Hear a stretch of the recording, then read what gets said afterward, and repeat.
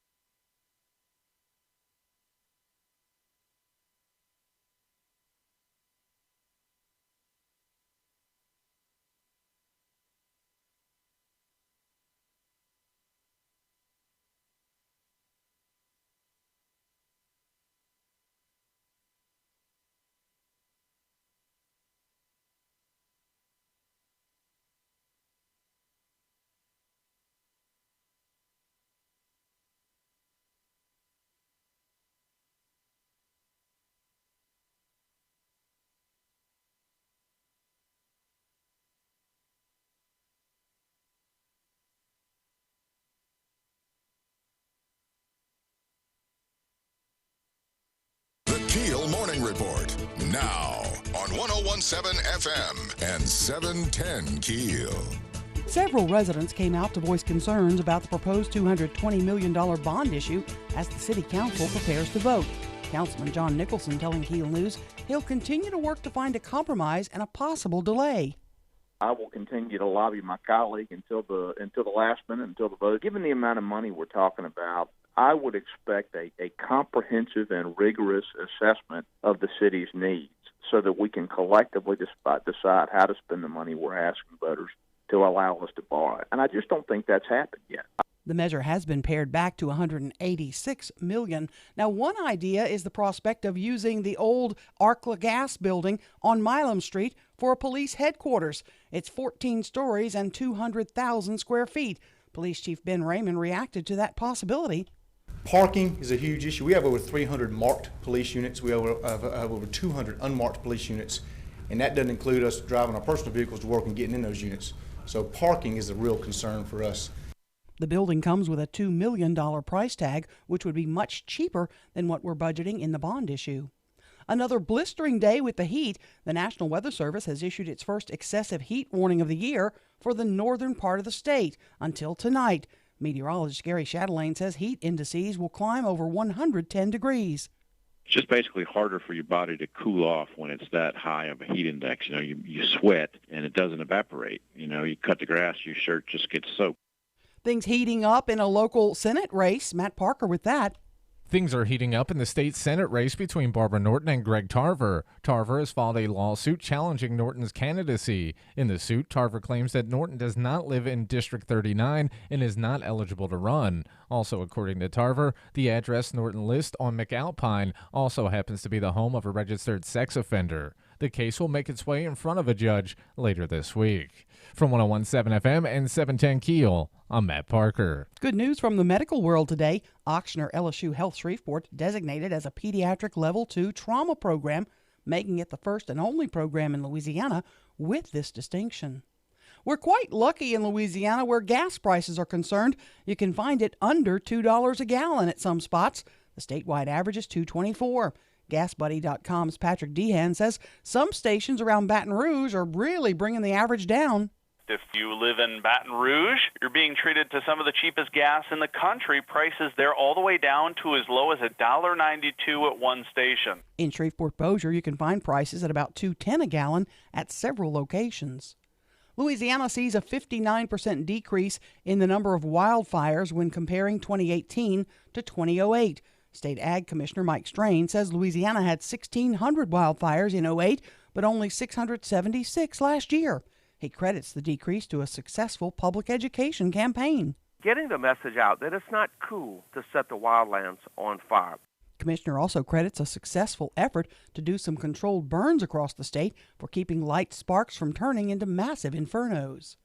A friend of the Dayton, Ohio gunman faces charges after authorities say he helped Connor Betts buy the body armor and assemble the weapon used in the mass shooting in which 9 people were killed. A man in Britain is missing his dentures. Well, they've been found 8 days after his surgery. They were stuck in his throat. I'm Erin McCarty on 101.7 FM and 710 KEEL.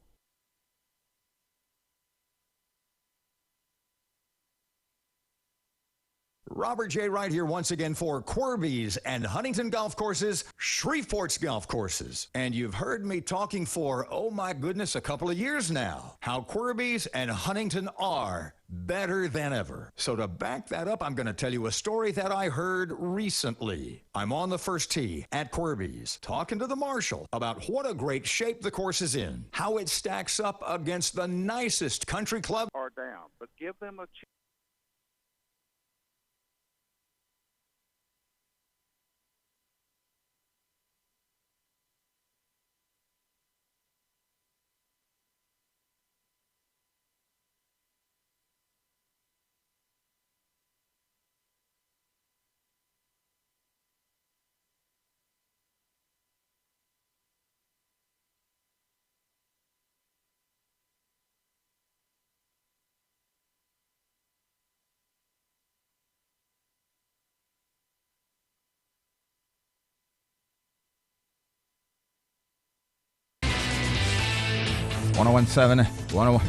Take a deep breath. 101.7 FM, 710 KEEL, traffic time. All is clear around Shreveport-Bossier to start off your Tuesday morning, but if you see something going on that we need to know about, be sure to give us a call on the Planet Fitness Traffic Hotline, 687-ROAD, 687-7623.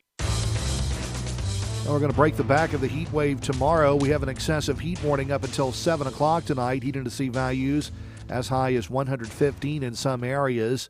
Sunshine here today. Highs today near 100. Slight chance of a thunderstorm late tonight, low 79. Scattered thunderstorms tomorrow, high 90. Richard Wettigan, the Weather Channel.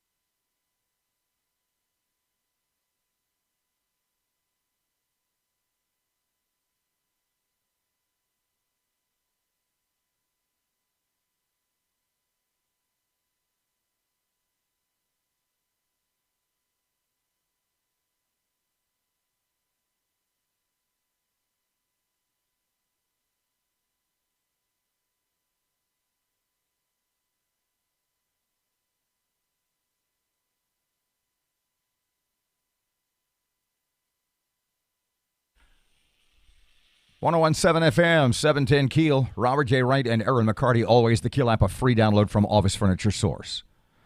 186 million. That's, you know what that's like? And I don't know if let me know if you agree with this or not, and we can do the breakdown here in a second, and we can give our thoughts. Mm-hmm. But going from $220 million, a $220 million bond proposal, going from 220 down to 186 is like you're at the Lexus place, and then you decide to get the Lexus without the nav. Okay? Yeah. Instead of going, or well, you cut the sunroof out. We're at the Lexus place. I thought we were going to go next door and look at the Toyotas. Right. No, we're staying at Lexus. Mm-hmm. We're just cutting out the auto start. Yeah, there goes the sunroof. The 20-inch wheels. Mm-hmm. Yeah.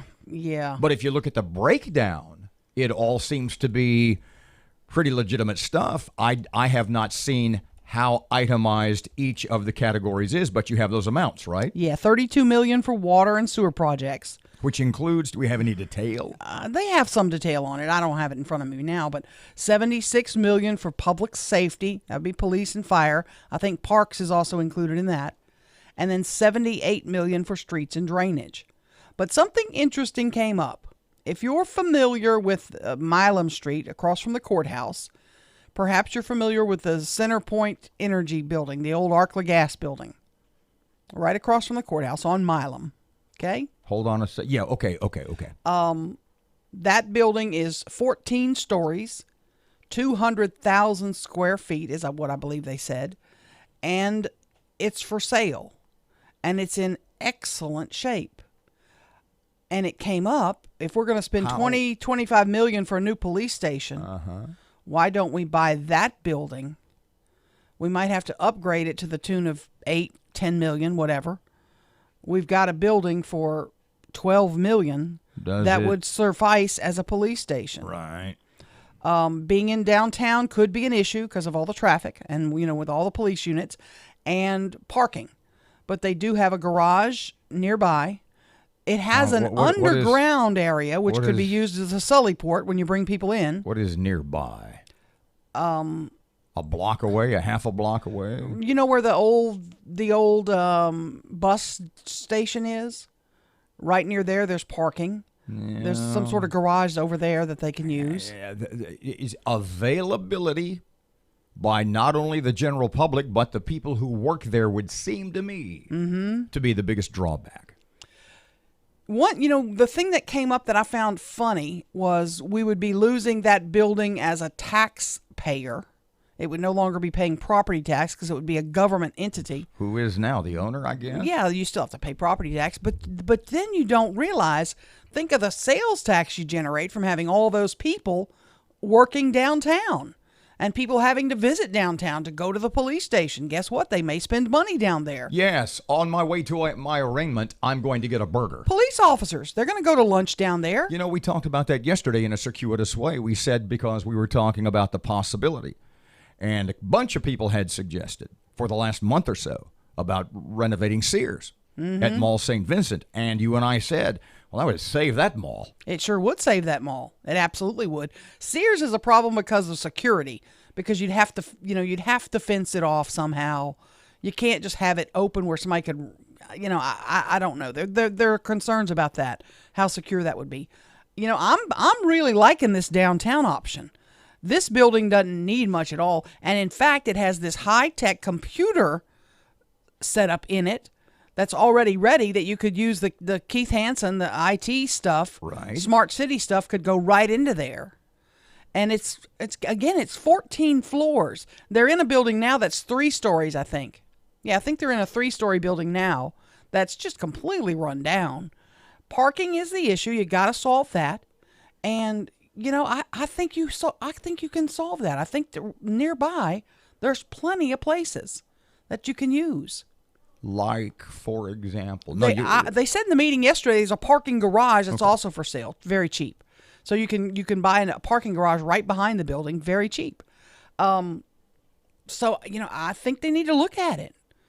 Is it ideal? Is it ground up construction just like you want it? Do you know off the top of your head what the estimated cost of a new building would be? I do not. $25 million is what they've got in this bond proposal. They've got $25 million for that. Well, then we don't need $25 million if that's what we do. Exactly. So we're going to borrow $25 million and pay off for what? No, if this is the option, then you pare that back some more. Okay. Or you use it for other things. You use it for other options that you've cut out of this bond proposal. I don't know. I think it's going to pass today. It's going to pass 4-3. We have some interesting guests this morning. We have Tim Magner with the Shreveport Chamber of Commerce. I am told, I'm going to hear it out of his mouth, I am told that they are a no, even at the 186. I want to hear what he says. I want to hear him say that. We also have Lavette Fuller's going to join us in the 7 o'clock hour as well. She held a town hall meeting in her district last night, and she says her people are still saying no, even at 186. We'll have to wait and see. I'm interested to find out. It's going to be an interesting sell by not only the Perkins administration. Oh, yeah. If they are embracing, what have we heard from the mayor? How has the mayor responded? How did he respond yesterday to 186? Didn't say much. But part of the 186 is his idea. Is he displeased with 186? Yeah. No, he pared it down kind of himself. Or was he just aiming high at 220? No, he did much of the paring down. His staff did. So, he's this is his deal. This is gonna be for Adrian Perkins. This is gonna be a harder sell than winning the mayor's race for him.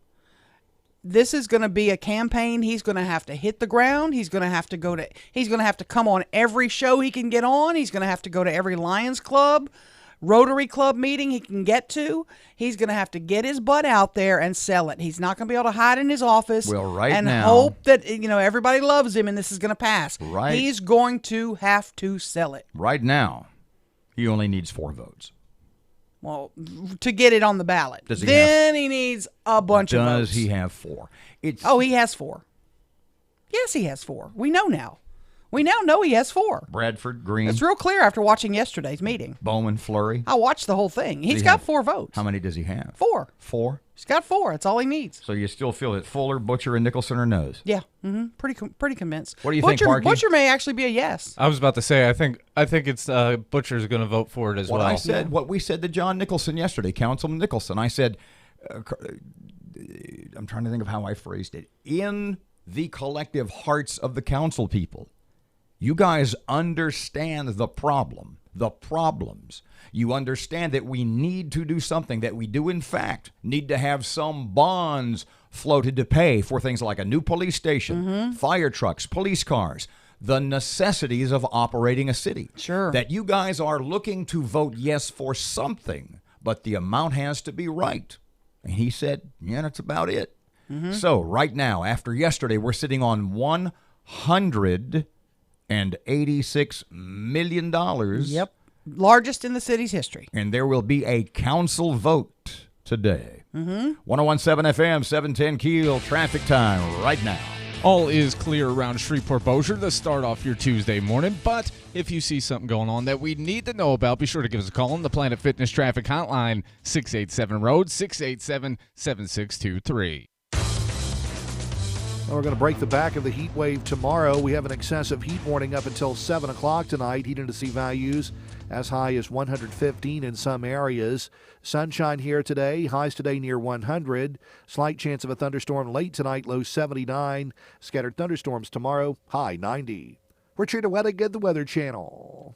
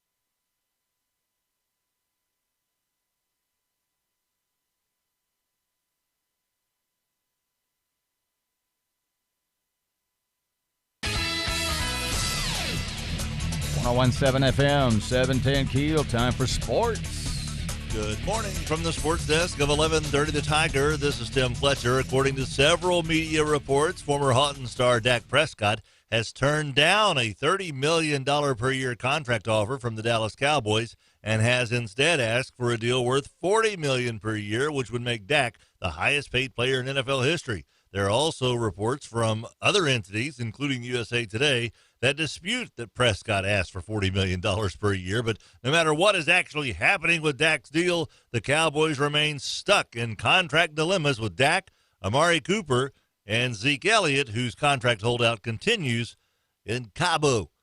LSU fans can calm down. Quarterback Joe Burrow, who missed this weekend scrimmage with what Ed Orgeron called a, quote, minor camp injury, end quote, returned to practice on Monday, and according to a couple of players, Burrow could have participated Saturday, but was held out as a precautionary move.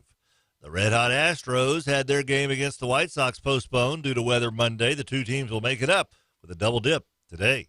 From the sports desk of 1130 The Tiger, this is Tim Fletcher.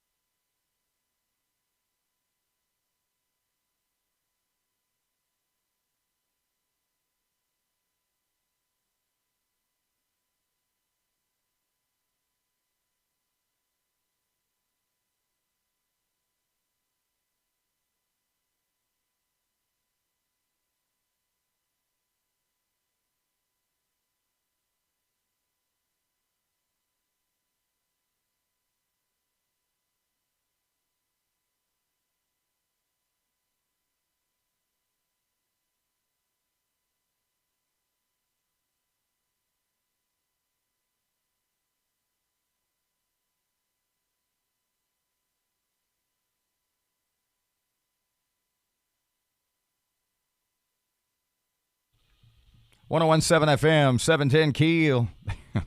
This is weird. So you attempted to get in touch with Senator Tarver. Yeah, he'll call me back here in a minute. He always does. Who is suing State Rep Norton, who is running. She's termed out in the State House. Yeah. So she is running against him in District FNE for his Senate seat. Yep, District 39. She's running against him. He is suing her. Right. About what? He says she doesn't live in Senate District 39. She actually lives in another district. The address that Norton lists is on McAlpine, which is a relative apparently lives there with a registered sex offender. Yeah. Hang on there, bucko. Channel 3 actually went to the door and knocked, and somebody there said, yes, she lives here. But then they went to the other house she's actually lives in. Anybody there with pants? And nobody was there, but neighbors say, oh, yeah, Barbara Norton lives over here. Yeah, she lives right there. She lives right there. And that is out of the district. The funny thing about this is... You brought this up a couple of times, and it is a tribute to your astuteness. Well, you and I have talked to Senator Tarver about this before because we were like, why is he so involved in the mayor's race? He doesn't even live in the city limits. He doesn't live in the city of Shreveport. He has a house near... He has a house on the north side of Cross Lake. Okay. I lived by him for years. And he lives in Squirrel Point, which is on the north side of Cross Lake. It's outside the city limits. And, I was asking him about voting in the mayor's race. And I said, how do you even vote in the mayor's race? You don't live in the city limits. And he said, well, I have property in the city limits. His business is on Pier Avenue. That's the distinction. To run for the Senate, you have to be domiciled, which means live in the district.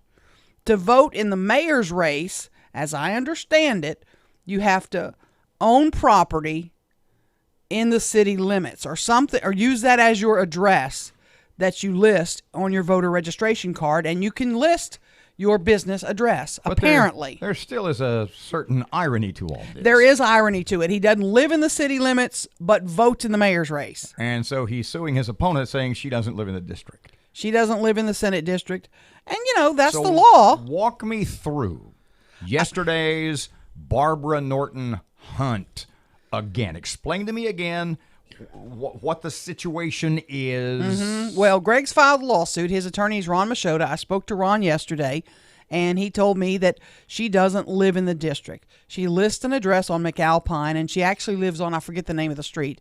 She actually lives on another street that's in another Senate district. Does she own the home? Nope, she's on McAlpine. No, well, she may own the home. And does that make a difference? I don't know. It says domiciled. That doesn't mean own.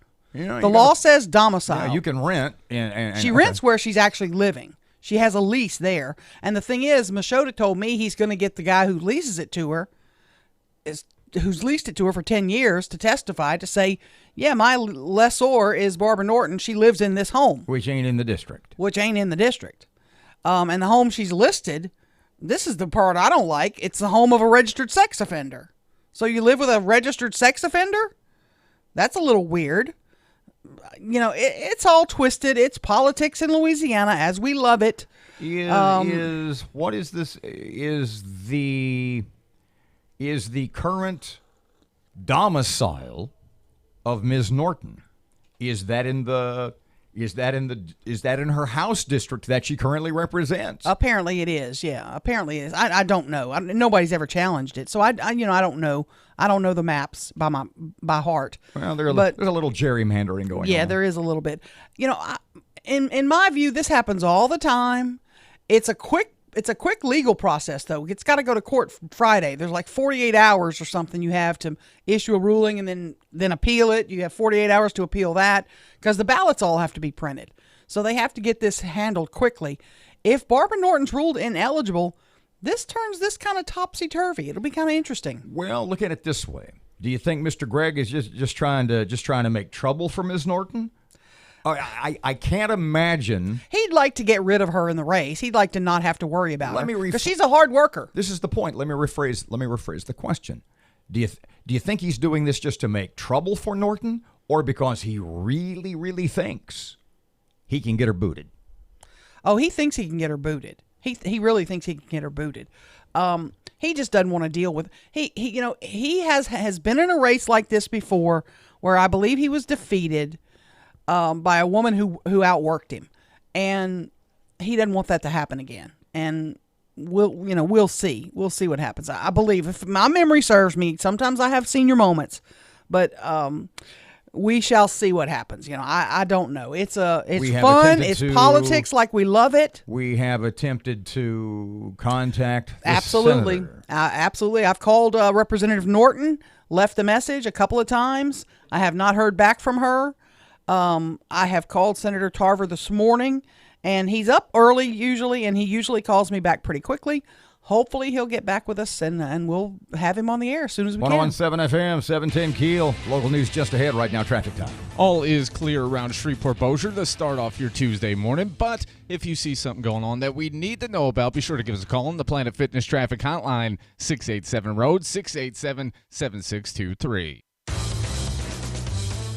We're going to break the back of the heat wave tomorrow. We have an excessive heat warning up until 7 o'clock tonight. Heat and sea values as high as 115 in some areas. Sunshine here today. Highs today near 100. Slight chance of a thunderstorm late tonight, low 79. Scattered thunderstorms tomorrow, high 90. We're Trina Wedding at the Weather Channel.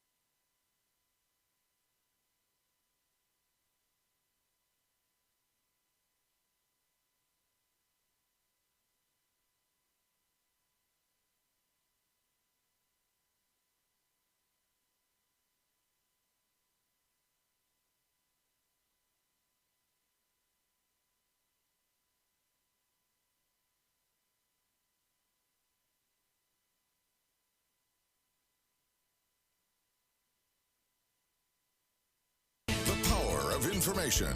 KEEL News now. More extreme heat in the area. Matt Parker has the latest.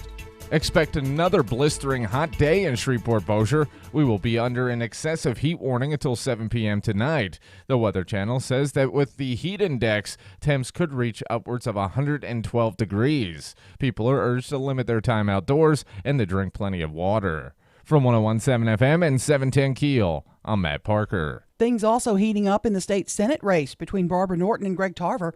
Tarver's filed a lawsuit challenging Norton's candidacy. In the suit, Tarver claims Norton does not live in District 39, therefore not eligible to run.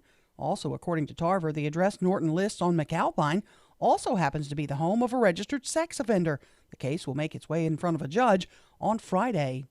Shreveport City Council leaders have pared back that proposed $220 million bond issue. It's now at $186 million. $32 million for water and sewer projects, $76 million for public safety, that includes fire and police, and $78 million for streets and drainage. One idea is to possibly buy the Arkla Gas building on Milam Street at a price tag of $2 million and use that for the police station. Chief Ben Raymond reacted to that idea. Our station's in a good location now because the streets that feed it are only police officers going down those streets, very little. Whereas downtown, you got a lot of one-way streets, you have a lot of traffic. So a lot of these, we'd really have to just look at the building and look at what parking might be available and how would that affect downtown. The building is 14 stories and 200,000 square feet. City leaders say it might be worth taking a look. Governor John Bell Edwards visited Saints training camp and talked about the $450 million plan to renovate the Superdome. Edwards says the massive renovation would also result in a new long-term lease agreement between the state and the NFL franchise. The goal is to have the Saints here for 30 more years. We're excited about the opportunity to do that. We don't think there's a better place in the world for the Saints, and we're excited about what the Saints are doing for Louisiana. Edwards says it's vital for the Superdome, which opened in 1975, to see optimizations that keep the facility competitive in being able to host many major events. Boil advisory issued in Keithville due to a broken water main. District 7 is under the advisory. It's for everyone east of Highway 167 and west of Mansfield Road. The advisory will be in effect for at least 3 days. Bus driver shortage is causing headaches, according to new reports. Thanks to a booming economy, 91% of school districts, including Caddo and Bossier, are experiencing a driver shortage. Drivers are leaving for better paying jobs and leaving the school districts high and dry. Both Caddo and Bossier have been hosting job fairs and posting jobs on social media in hopes of filling their staffs. The Trump administration has finalized changes to enforcement of the Endangered Species Act. The changes unveiled by the Interior Department allow federal authorities for the first time to take into account the economic cost of protecting a particular species. The Trump administration's move will reduce regulatory burdens, but conservation groups charge it will also drive more creatures to extinction. At least 10 attorneys general have protested an early draft of the changes, saying they put more wildlife at greater risk of extinction. At the White House, John Decker, Fox News. Recall of Dole baby spinach packages due to possible salmonella contamination. You're urged to either throw it away or bring it back to the store where you purchased it. I'm Erin McCarty on 101.7 FM and 710 KEEL.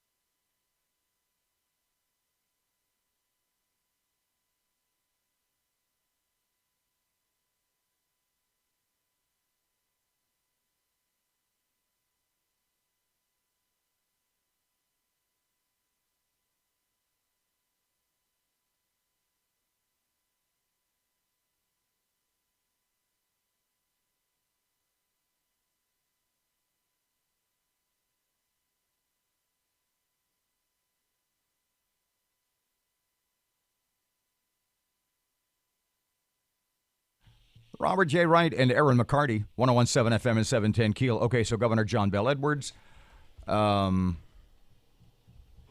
what? $450 million? Renovations for the Superdome to the tune of $450 million. Do you have the story in front of you? I am intrigued by the wording. Well, and when you hit the magic phrase. Well, there's two different versions, so I'm not sure which one you heard. The governor visited Saints training camp Monday and discussed the $450 million plan to renovate the Superdome. Edwards says the massive renovation would also result in a new long-term lease agreement between the state and the NFL franchise. Must have been the other one. Must have been. Must have been the other one. Go ahead. Governor John Bell Edwards showed up at the Saints training camp to let the team know he's working on a deal to renovate the Superdome to keep the Saints in New Orleans. Ding, ding, ding, ding, ding. What do you think? What about that catches your ear? Better yet, what about that phrase, that sentence, do you think caught mine? To keep the team in New Orleans. If we don't do this, you're going to leave. Do you think the governor is not a man to choose his words recklessly? So when he says, we need to do this deal to keep the team in New Orleans. That may not be his words. That's how I wrote it. I don't know. I don't know if those are exact words. Do you think, then why would you say that? I mean, do you think that obviously the source came from somewhere, so you just made up out of your head? I'm not busting on you. Yeah, I made it up out of my head. To keep it, so is the team, I guess, is the team threatening to leave if we don't get No, they're not threatening to leave. But he wants the Superdome to be viable. And he wants it to be a long-term proposition, 15, 30 years. How do you feel? We had this discussion a couple of years ago. And as I recall, you expressed a little reservation about you here in Shreveport upkeeping a building in New Orleans. What's the spiff? What's the upside? What do you, Erin McCarty, get out of your tax dollars going to rebuild the Superdome? Oh, lots. Because people that spend money in New Orleans going to Saints games, that goes into our general fund. You know, there's monies that go to the state because of the games, the money that is spent. We get state tax dollars on every dime that is spent in sales tax in New Orleans. But for years and years and years, you've said we don't have the representation on the committees. How many representatives and or senators have come in here? We're not getting our fair share. North Louisiana, it's like they're trying to choke us off. Well, if I were a New Orleans rep, here's what I'd tell you. I'd say, let's see how much sales tax is generated in New Orleans. Let's stack it up against the sales tax that's generated in Shreveport. Let's see who's getting what. And let's say who's really getting what. How many representatives, how many elected officials have come in here in the last X number of years and said that we in North Louisiana we're shortchanged. Do not get our fair share. We're redheads, no doubt. Of the monies in the state coffers. Absolutely. But if I'm New Orleans, I'm saying I'm bringing in way more than you. Why shouldn't I get more? 101.7 FM, 710 Keel.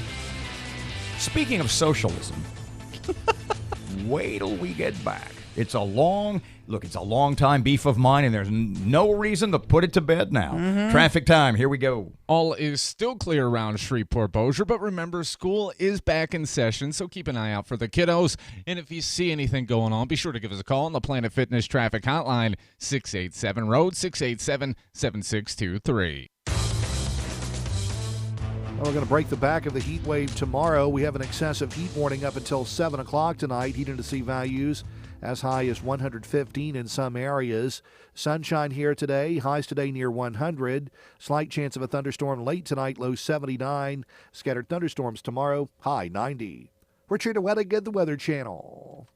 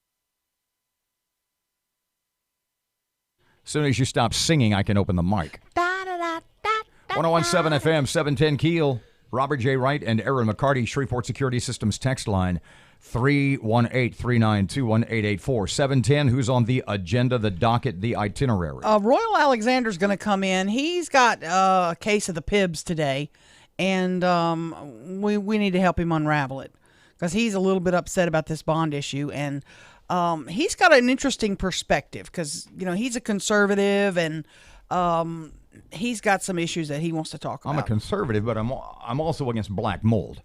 Absolutely. Okay, 740 is Tim Magner from the Shreveport. No, Lavette Fuller is at 740. And Magner's at 810. 810, okay. Yes. And I'm working on getting Senator Tarver. Hopefully we can squeeze him in at some point. What? Guess what? What? Remember, it was Monday. Monday is the key. Uh-huh. Guess what I did yesterday for the first time? Walk out the door at about 5:15, 5:20 in the morning. What did I do yesterday morning? Remember, Monday is the key. What did I do yesterday morning for the first time in 5 weeks? Ooh. Yesterday morning. Turned on the air in your car? Monday is the key.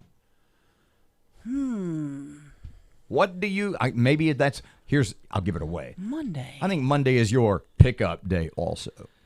Oh, you put out trash. For the first time in 5 weeks. 5 weeks? I don't put the trash can down by the curb.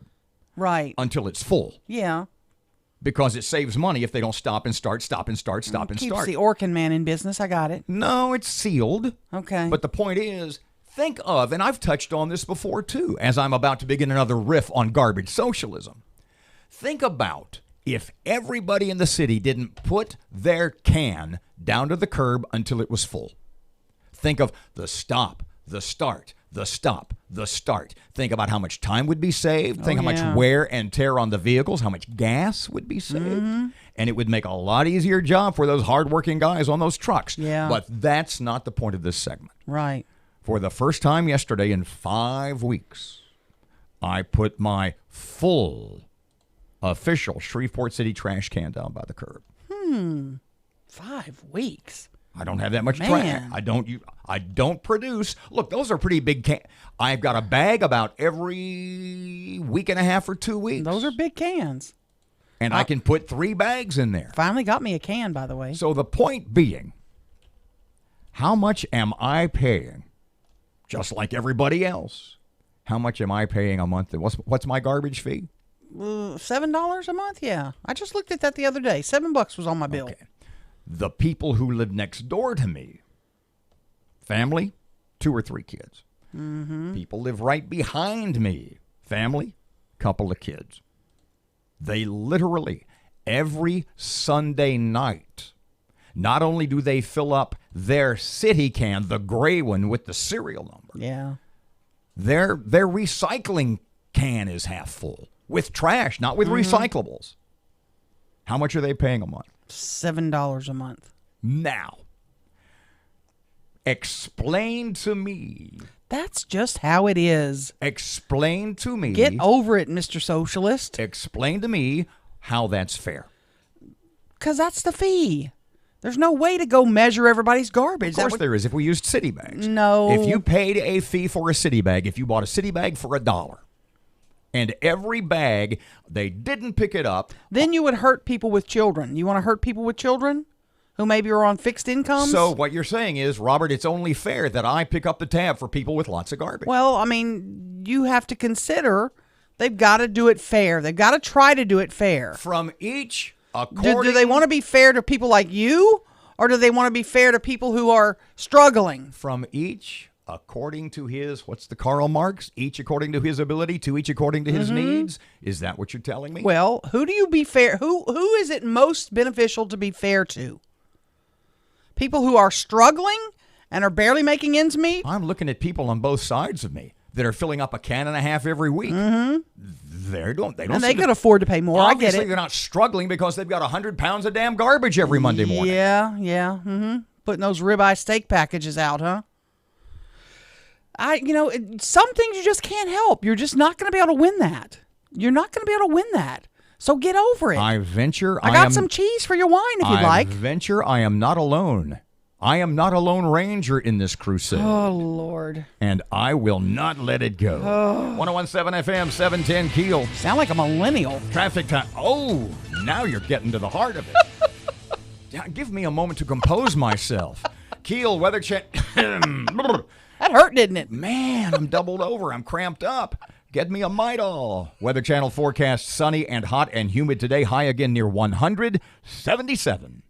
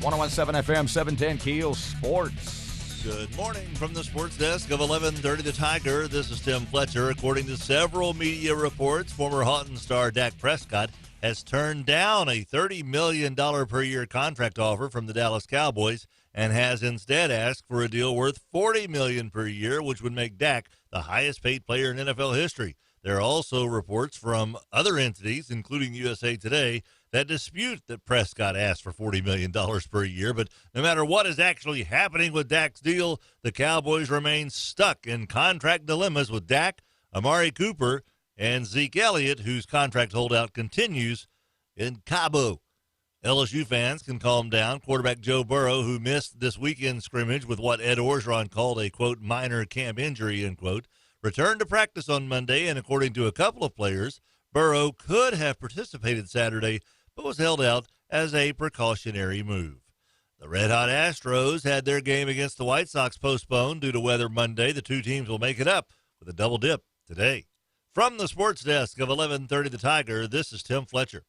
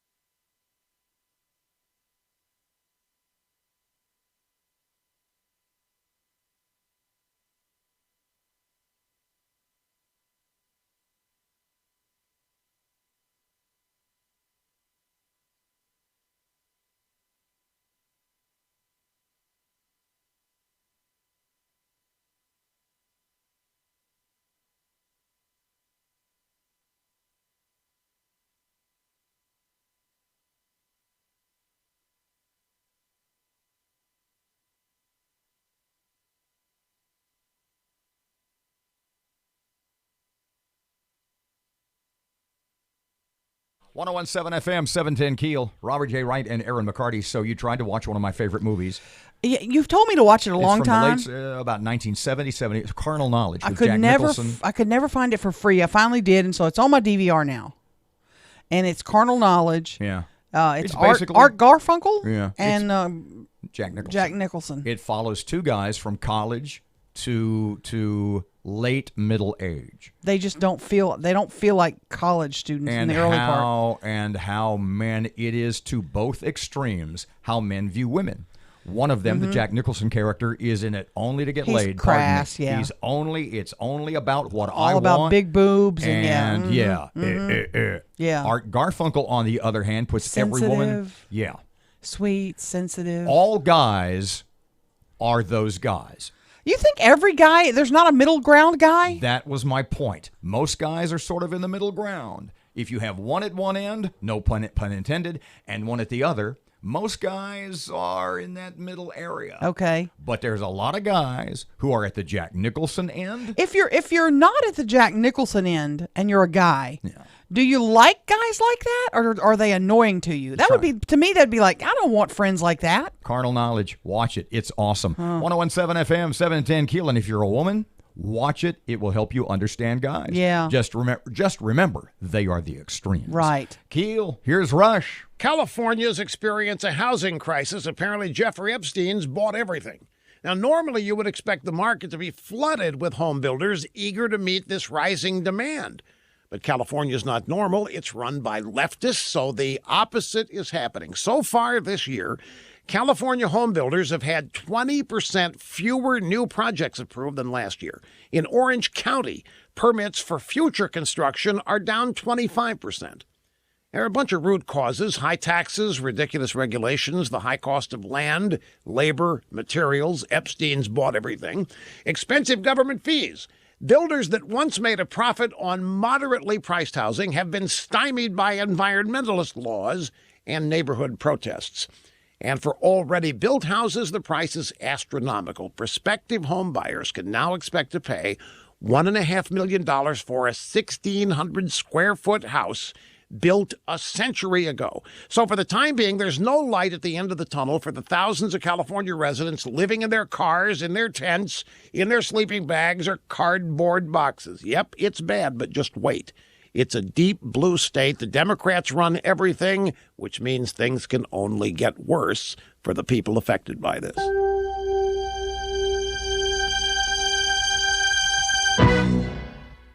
Hey, folks, if you can't find the time to do all those small jobs around your home or office, do what I do. Hire it done. I know a company that can help. It's called Tackle. It's spelled T-A-K-L.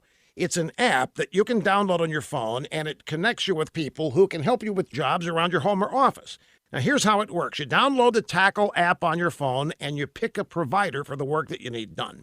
Tackle has thousands of providers that have been background checked. Tackle will provide affordable upfront pricing, and all jobs are backed by the Tackle guarantee. And if you need additional help in the future, like yard work, cleaning a pool, mounting a TV, cleaning gutters, packing furniture, whatever, find it on the Tackle app. It's easy. Download the Tackle app now. Again, it's spelled T-A-K-L on your phone, and use the promo code RUSH to get 15% off your first project. Download the Tackle app at the Apple Store. Be like me, folks. Hire this stuff done. All is still clear around Shreveport-Bossier, but remember, school is back in session, so keep an eye out for the kiddos. And if you see anything going on, be sure to give us a call on the Planet Fitness Traffic Hotline, 687-ROAD, 687-7623. 1017 FM, 710 Keel, where the channel forecast. Guess what? Sunny and hot and humid today again. High today of about 100. 77 at Keel at 7 o'clock, and it's time for Fox News. Breaking news and trending talk. This is 1017 FM and 710 Keel. KEEL, Shreveport.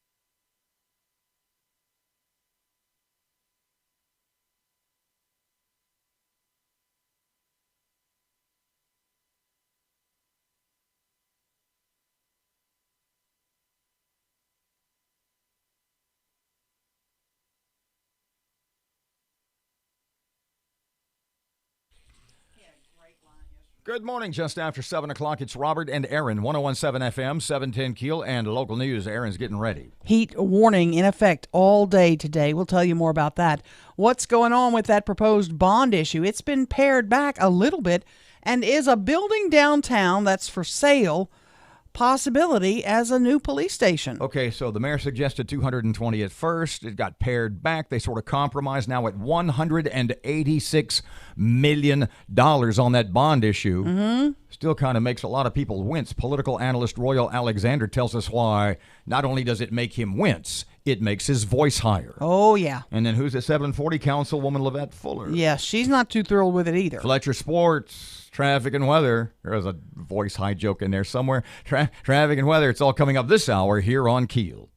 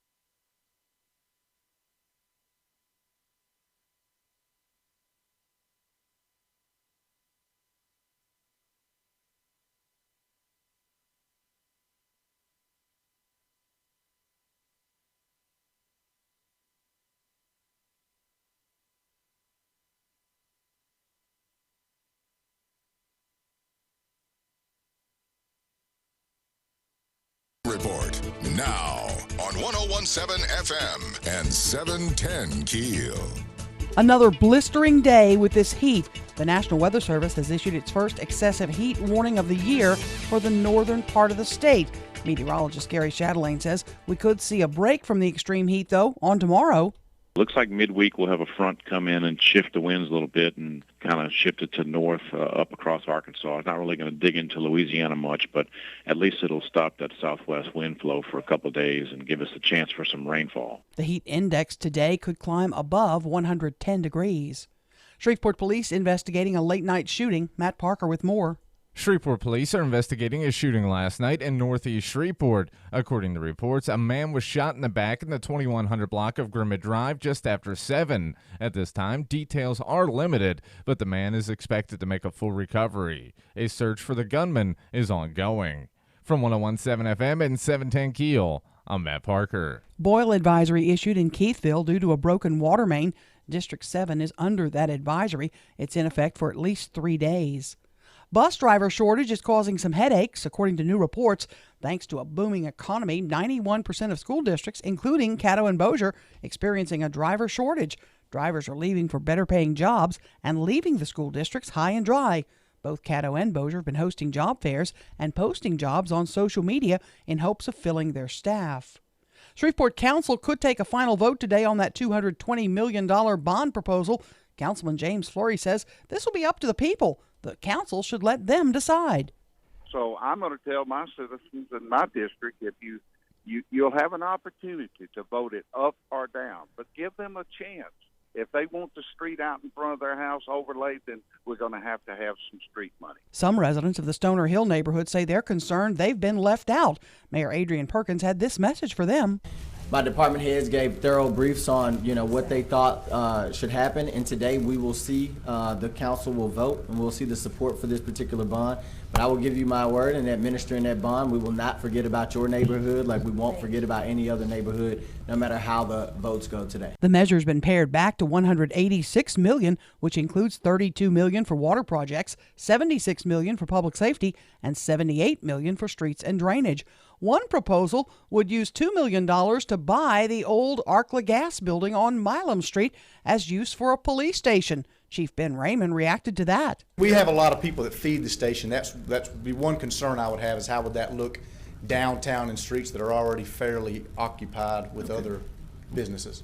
The council members say it's worth taking a look at because the price tag is so cheap. Governor John Bel Edwards showed up at the Saints training camp to let the team know he's working on a deal to renovate the Superdome to keep the team in New Orleans. The state has been working very hard with the Saints as an organization, with the Louisiana Stadium and Exposition District, in order to move forward with extensive and needed renovations to the Superdome so that facility, that venue, will remain competitive for many, many years to come. There's a meeting Thursday before the Bond Commission to get this $450 million renovation moving. The governor says the goal is to keep the Saints here for another 15 years with an additional 15-year option on this deal. 40,000 census workers will fan out across the U.S. to verify and update residents' addresses. You could see some visits in the next few weeks. I'm Erin McCarty on 101.7 FM and 710 KEEL.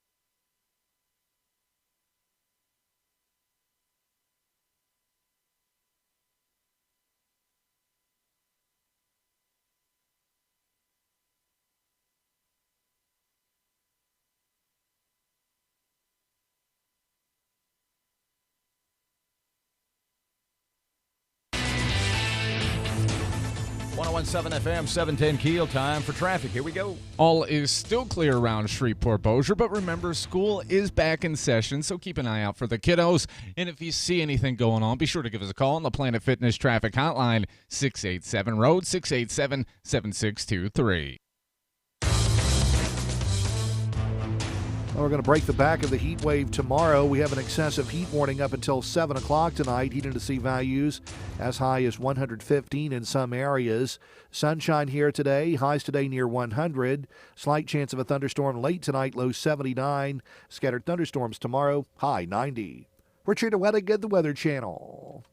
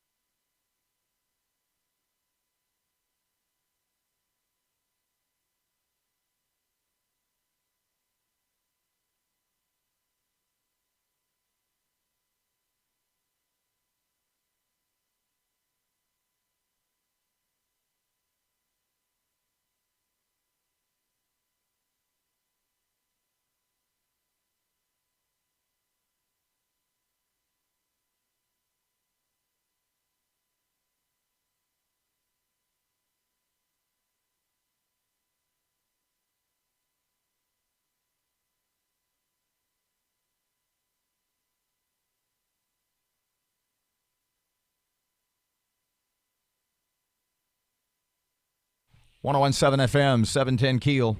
Robert J. Wright and Erin McCarty. That KEEL app is always, even today, a free download presented by Office Furniture Source. I sound sexier on that KEEL app. I'm just telling you. Most definitely. Yes, you do. Mm-hmm. Yeah. I've heard the KEEL app. You do too. It's I sound younger. You do. Political analyst, local attorney Royal Alexander here for a little bit. You said I want to talk about this bond thing, and you, what is it? It started off at 220. The mayor's original request was 220 million. Now, after yesterday's meeting, the work session, city council, and they, it appears, will vote today. They've sort of reached a compromise number of $186 million. But Royal, that still leaves your panties in a bunch, right? Absolutely. Well, I mean, look at our city. We still pay the highest property taxes of any city parish in the whole state of Louisiana. This project has not been vetted. We're talking about originally $220 million. Now, if it's at $186 million, let's vet it. In 2011, I also had issues with what Mayor Glover tried to do with his $175 million bond, but at least he put that out there for about a year ahead of time. Is it the amount? Is it the 186? Now it's 186. Is it the amount? Is it the specificity or lack thereof in the presentation? Or is it that you just think it's we're moving too quick? We're moving to it's both those things, Robert. There's public notice laws in Louisiana require 20 days. On June 11th, the Citizen Bond Study Committee was formed, and on June 13th, the mayor had his first meeting. That's 2 days. 20 days is required. I think that could be challenged. As I mentioned, we still pay the highest city and parish property taxes in the state. This bond, this debt, even $186 million, the 220 almost doubled our city's debt. Now, 186 is still a huge additional chunk. This is debt, debt. What is the city's debt right now? I do not know. It is $246 million. And the 220. And we're about to float another 186. We're about to float another 186. For what? For what? Look at the missteps that this mayor has made. Now, everyone knows that I'm a fiscal conservative. I'm a social conservative for that reason, for that matter too. But as a fiscal conservative, if it's needed, everyone loves law enforcement. Everyone loves our first responders. Those people put their lives on the line. But they wrap what is the equivalent of about $50 million for them into this $220 million, now $186 million monstrosity. The point is, let's vet it. Why waiting 1 year? Why is there harm in waiting 1 year to have it studied? A bond committee, I know they're wonderful people, but they've met for 2 days. And what financial expertise does the bond committee? But Royal, as Mr. Fleury said yesterday, and I've been very skeptical of this, but I asked him why the rush. He said, why not? We know we have these needs. Why sit on it for another year? We know we need a new police station. We have to have a new police station. Why not move forward with some of it that we know is urgent and do another one next year? Is that a big deal? Well, because what he's looking at is not a matter of first blush. We have seen these bonds come through about every administration or every other administration. Cedric said this is going to cure a ton of our problems. I don't know. It may have cured some of them. It never ends. Government never keeps coming back. This mayor has not shown, to me, much patience. And I understand what James Fleury is saying, but I think being a good steward of taxpayer dollars requires him to pull back for 6 months or a year at least and say, it doesn't matter how things appear to just the city council. We're the ones paying the taxes. It's our property taxes we get crushed on. We're strangling our city with property taxes. So, and again, some of these, under state law, they have to be capital projects. Some of them aren't. We don't even know if they qualify as capital projects. A former city council person said to me, with I'm not going to say cynical, let's just say an analytical tone in his voice. And what he said to me was, the mayor, whoever it happens to be, the mayor has to get the bond issue if he's going to float one in the first year or so of his administration. I said, why? He said, well, because then you've got to go out and get your approval. You've got to get out. You've got to sell the bonds, et cetera, et cetera, et cetera. He said the point was that if you don't get it in the first year, there is nothing, there are no results for you to run on by the time you get to the fourth year. Okay, that's a political consideration. We're slowly drying up and strangling our precious city because of things like this. They try to say, oh, this is another one. Oh, it's not a new tax. Yes, it is, because if they let the millages fall off the books as a millage is supposed to do. God bless you. Let me take the other side of that coin as I have with Erin. Okay, you've got a car. You pay off the car. Then you decide, I want a new car. It's not like we're not getting anything for this new bond issue. But I budgeted for my car note to go away. That's what the election. I don't need a new car yet. You don't think we need we don't need a $186 million car. Are you right now, Erin McCarty, saying we don't need a $186 million bond issue? Absolutely not. $186 million is too much. We need a new police station. We need some new emergency equipment. If I vote on this today, I vote for the public safety measure only. I vote no on the other two. That's how I feel. But they wrap it all up in one, Erin, so you can't do that. Aren't they going to do three? Well, what they're going to do, these are all theories. What I want them is to not even put it on the ballot for November 16th.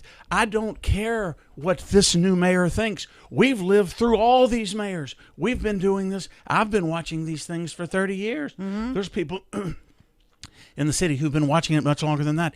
I don't care if things seem like a matter of first impression to this new city council. We're the taxpayers. We get crushed. Shreveport never really grows. Maybe they go to Bossier. Maybe they go to Dallas. We never grow, and this is part of the reason we don't. But let's lay the groundwork. We're like Salvinia. We're killing our city. Let me try this, though. You sound like a guy who had a bad girlfriend. You meet a new woman, and you're looking at her, and you're going, I know how you women are. I know what's going to happen. You're heartbreak. You're disaster. You're going to take my money and take my... Isn't that... You don't know that. But here's the answer. As President Reagan said, the federal government spends money like a drunken sailor. He said, but at least it's the drunken sailor's own money. That would be Royal's money. Yeah. Do you have one more? We got to go. Well, Royal, is it doomed? Does he have a chance of passing this? Is he a good enough salesman that he could win this? It's hard for me to be positive because I don't think it's a positive thing. I hope James Fleury will hold the line with the other three and say, you know what? We don't need to do this right now. Let's go. How solid are the other three? How solid are Fuller, Butcher, Nicholson? I have been in touch with all three of them, and they have said that as things stand now, they'd be willing to postpone. I hope that – I know they're under pressure. I know that there's a lot of focus on them. It doesn't have to happen now. And is Bradford 100% in the mayor's corner? I never quite know what Councilman Bradford is going to do. I don't know. But in the end, I'm just telling you, Fleury's people need to call him. He's a yes as we sit today. Okay. He's a yes. Well, then, all I know is, and I'm going to, keep speaking out about this. I'm going to be disappointed. I was very pleased and proud of him, what he did for the Metropolitan Planning Commission. Mm-hmm. I'm going to be very disappointed here. We do have needs, Councilman Fleury, no doubt about it. But we say this same thing every time, and let's do it for the children. It's not a tax. Let's do it for the children. The same arguments come out, and there's going to be a campaign. We know they'll put up the shiny brochures, and people... Don't use public money for the brochures, please. But buy a lot of commercials on KEEL for the love of God. Oh, yeah, buy your commercials on KEEL. Royal Alexander, great stuff, my friend. Good to see you as always. 101.7 FM, 710 KEEL. Councilwoman Lavette Fuller in less than 20 minutes, by the way. Mm-hmm. Traffic time. It's Matt, right? Yeah, thanks. Here's Matt. All is still clear around Shreveport Bossier, but remember, school is back in session, so keep an eye out for the kiddos. And if you see anything going on, be sure to give us a call on the Planet Fitness Traffic Hotline, 687-ROAD, 687-7623. We're going to break the back of the heat wave tomorrow. We have an excessive heat warning up until 7 o'clock tonight. Heat index values as high as 115 in some areas. Sunshine here today. Highs today near 100. Slight chance of a thunderstorm late tonight, low 79. Scattered thunderstorms tomorrow, high 90. We're Trina Wettigan, the Weather Channel.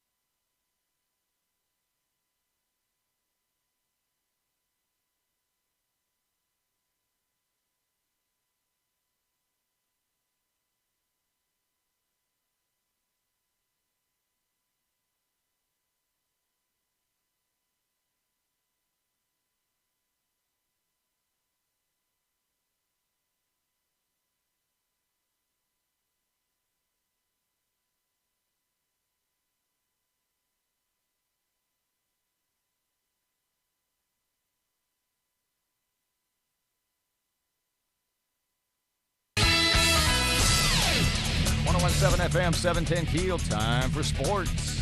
Good morning from the sports desk of 1130 The Tiger. This is Tim Fletcher. According to several media reports, former Houghton star Dak Prescott has turned down a $30 million per year contract offer from the Dallas Cowboys and has instead asked for a deal worth $40 million per year, which would make Dak the highest paid player in NFL history. There are also reports from other entities, including USA Today, that dispute that Prescott asked for $40 million per year. But no matter what is actually happening with Dak's deal, the Cowboys remain stuck in contract dilemmas with Dak, Amari Cooper, and Zeke Elliott, whose contract holdout continues in Cabo.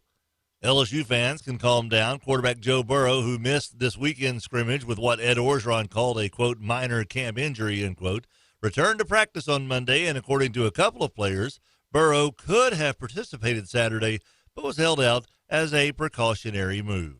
The red-hot Astros had their game against the White Sox postponed due to weather Monday. The two teams will make it up with a double dip today. From the sports desk of 1130 The Tiger, this is Tim Fletcher.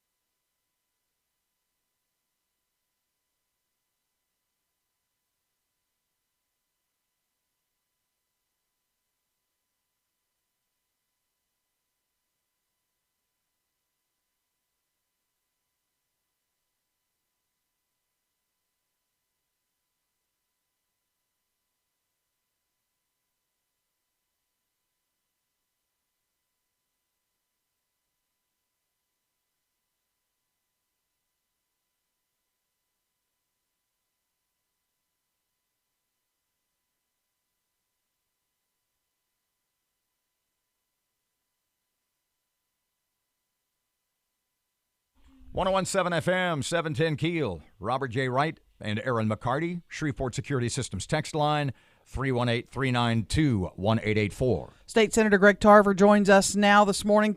Short notice, Senator. Thanks for your time. How are you this morning?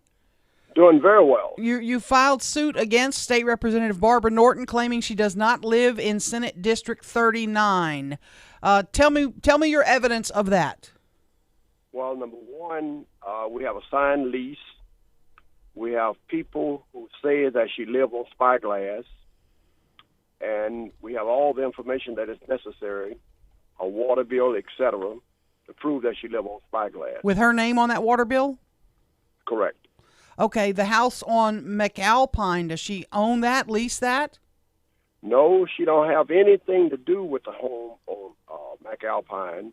It's something that she picked up during the time. I think a relative lived there, and they lived there with a sex offender. Okay, wait. She's claiming that address, that where a sex offender lives, and that's correct. But you're certain she doesn't ever live there? No, she never lived there. We've had people in the community say she don't live there. We had people in Spyglass area say she lived there. So I think that she's committing fraud on the people of District 39, and she's dishonoring the people of District 39 because she really don't live there. So, Mr. Gregg, how exactly, walk us through the process how this happens. You're sitting at home one night, you're watching Bonanza on TV. Sorry, I'm an old guy. You're watching something, and the phone rings, and it's somebody who says, Senator Tarver, I have some interesting information. How do you find stuff how does this work? Well, number one, you have to ask the attorney how it works. He knows more about the court proceedings than I know. But somebody had to say to you, we think something may be awry. Or did you look into it? Did you hire a detective? How exactly does all this happen? Well, we hired a detective, number one. At the same time, people in that community on Spyglass say Barbara live over there. They called and told me that she don't live in the district. You'd be surprised. People are very concerned about this because they realize what she's trying to do, and it's not right. And what she's trying to do is in violation of the law. How many times in previous races have you hired detectives to look into your opponent's backgrounds? Well, number one, I've never had this to happen before to me.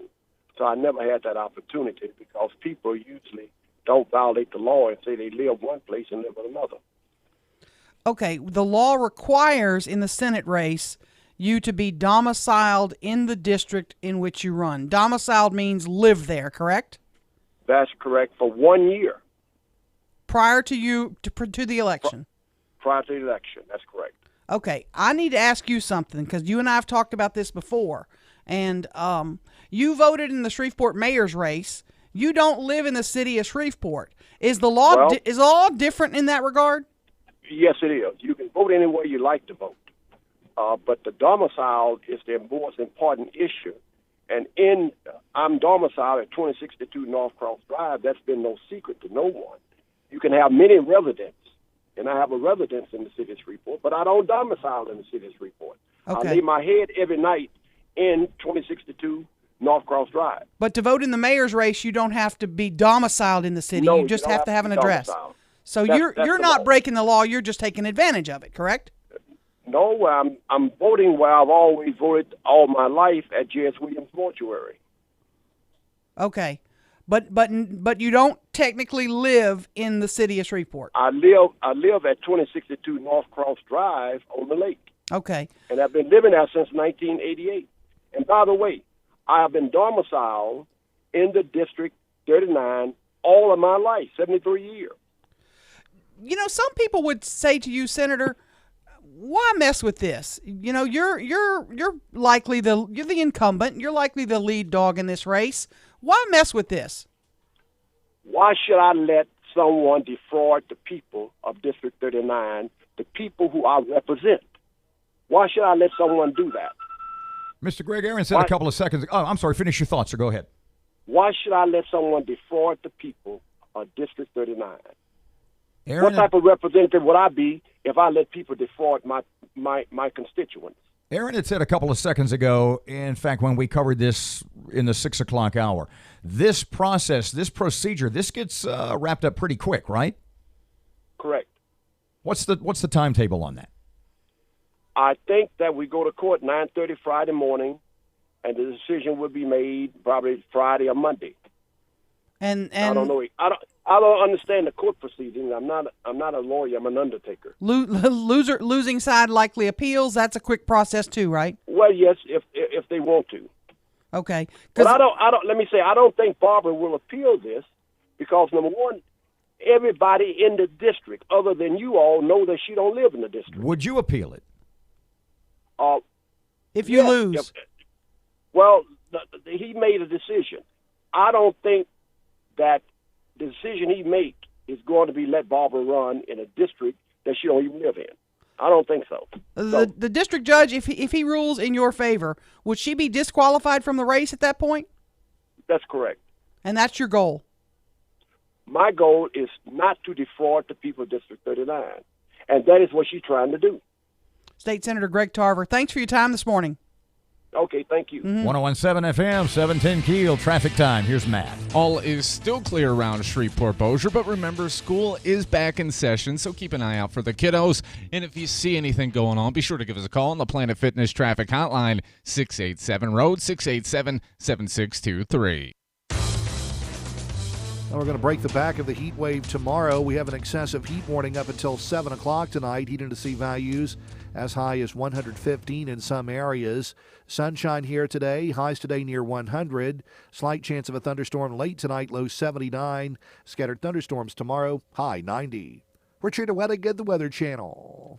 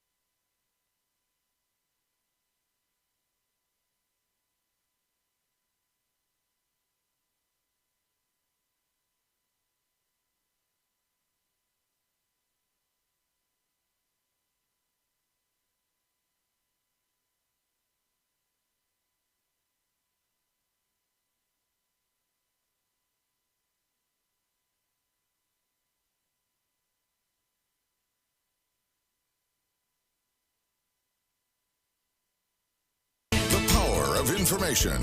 KEEL News now. More extreme heat in the area. Matt Parker has the latest.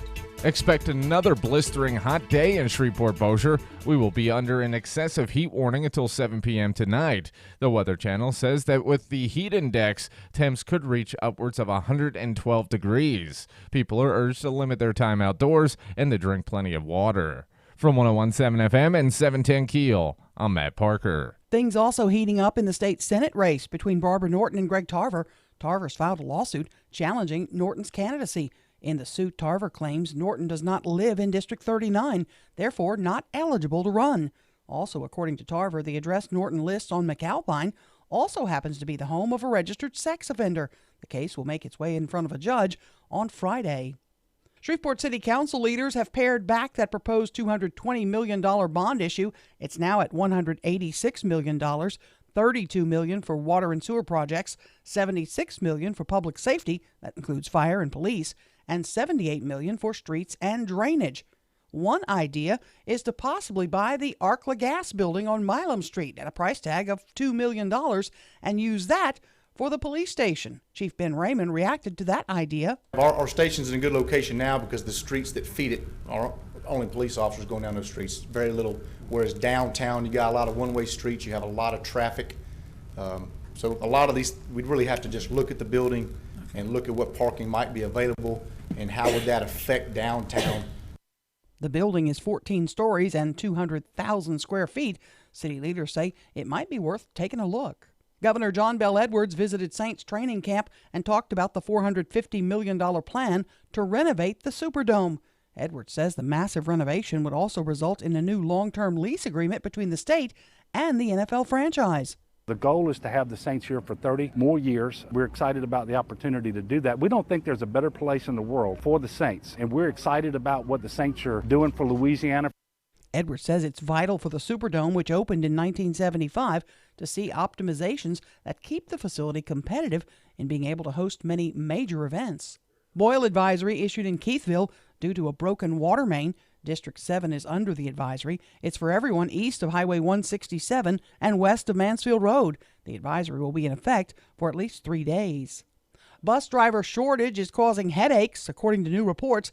Thanks to a booming economy, 91% of school districts, including Caddo and Bossier, are experiencing a driver shortage. Drivers are leaving for better paying jobs and leaving the school districts high and dry. Both Caddo and Bossier have been hosting job fairs and posting jobs on social media in hopes of filling their staffs. The Trump administration has finalized changes to enforcement of the Endangered Species Act. The changes unveiled by the Interior Department allow federal authorities for the first time to take into account the economic cost of protecting a particular species.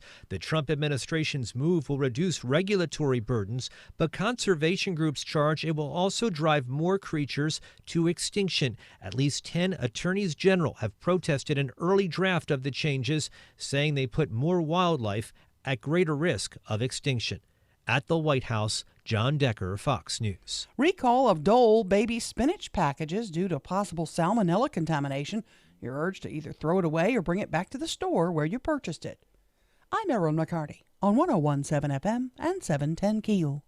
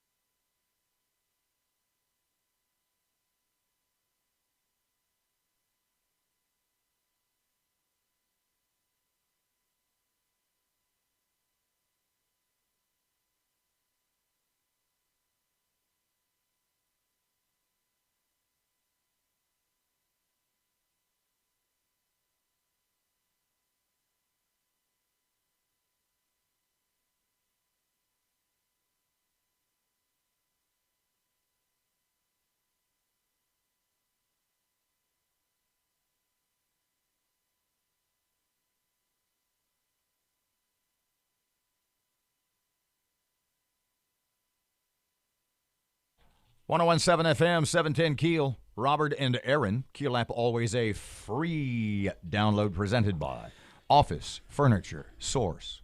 City Councilwoman Lavette Fuller is joining us this morning. I got to tear you up a minute this morning first. Passing a cookie in front of Nicholson while he's talking. I was side-eyeing you. Ooh. If somebody had passed a cookie in front of you while you were talking, you would have jumped on Those are long meetings. I would think that sustenance is probably very important. You know what? It happened during a moment of levity, so it was completely appropriate. Okay, all right. So we got a cookie.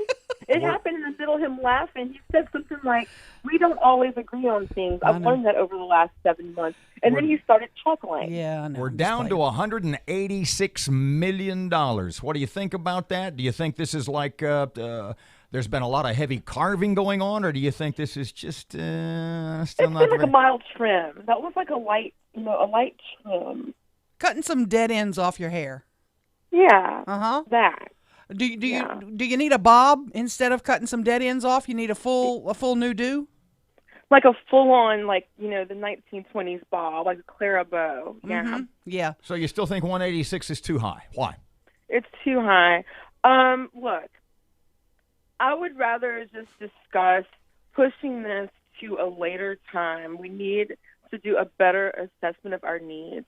Last night at my town hall, I asked, I had members of the 2011 bond committee. One of the members from my district, one of them, as well as the chair, the chair for that one, which was Liz Swain, they spent 23 weeks working on that, making those assessments for the 2011 bond, and they spent each meeting with maybe 4 to 5 hours of discussions and study to put together that information. What is the rush here? What is the motivation behind the rush? Tell me the truth.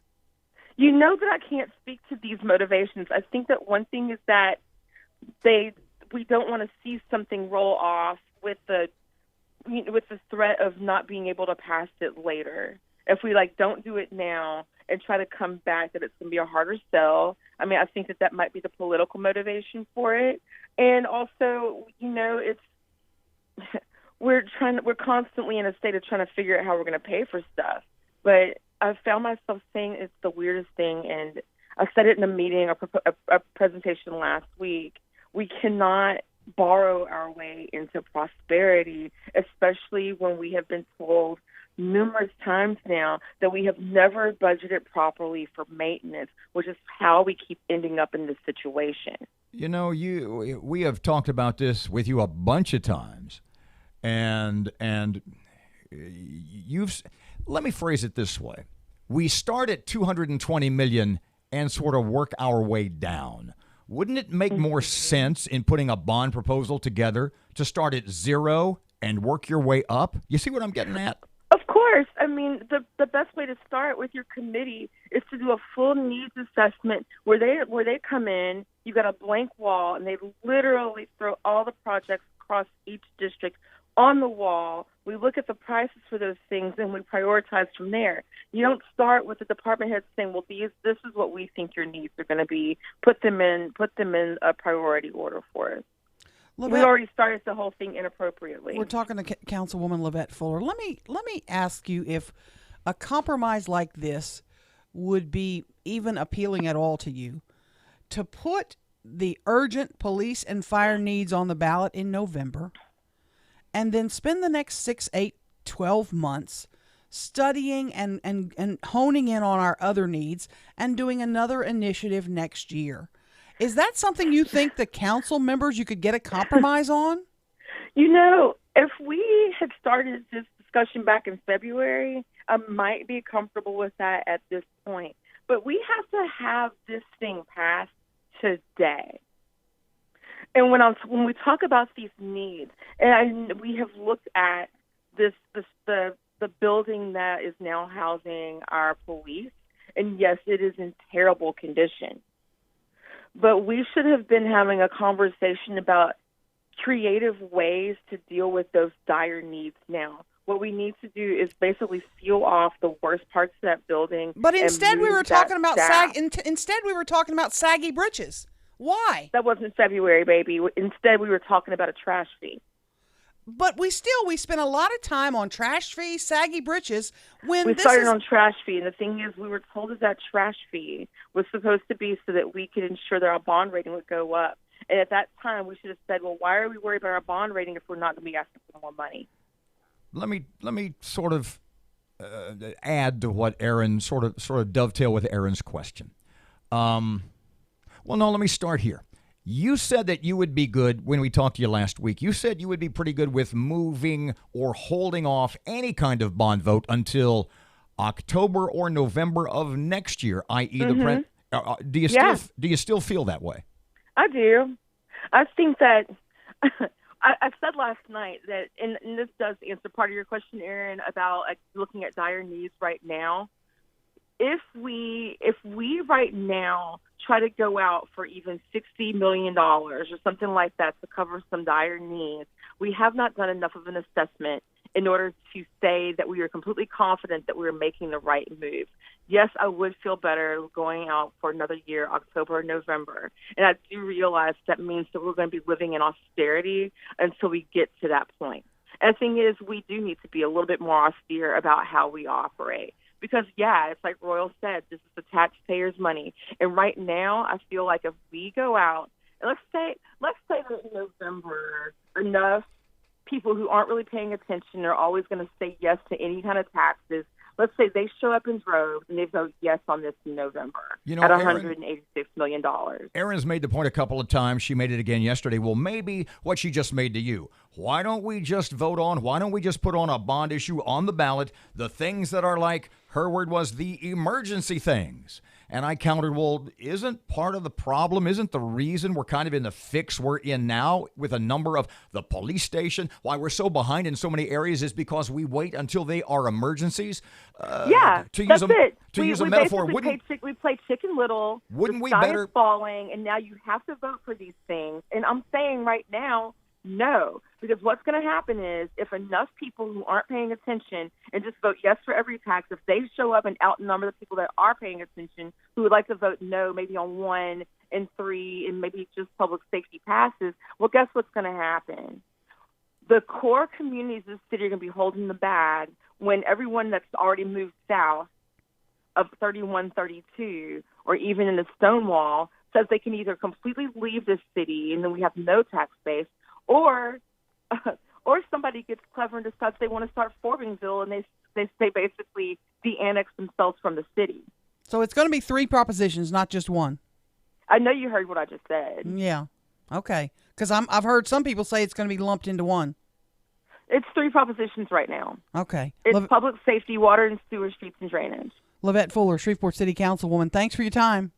Bye.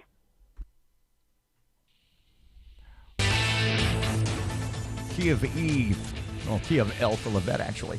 101.7 FM, 710 Keel. Time for traffic. Here we go. All is still clear around Shreveport Bossier, but remember, school is back in session, so keep an eye out for the kiddos. And if you see anything going on, be sure to give us a call on the Planet Fitness Traffic Hotline, 687-ROAD, 687-7623. Keel Weather Channel forecast, sunny, hot, humid today near 100. Right now, 78 at Keel.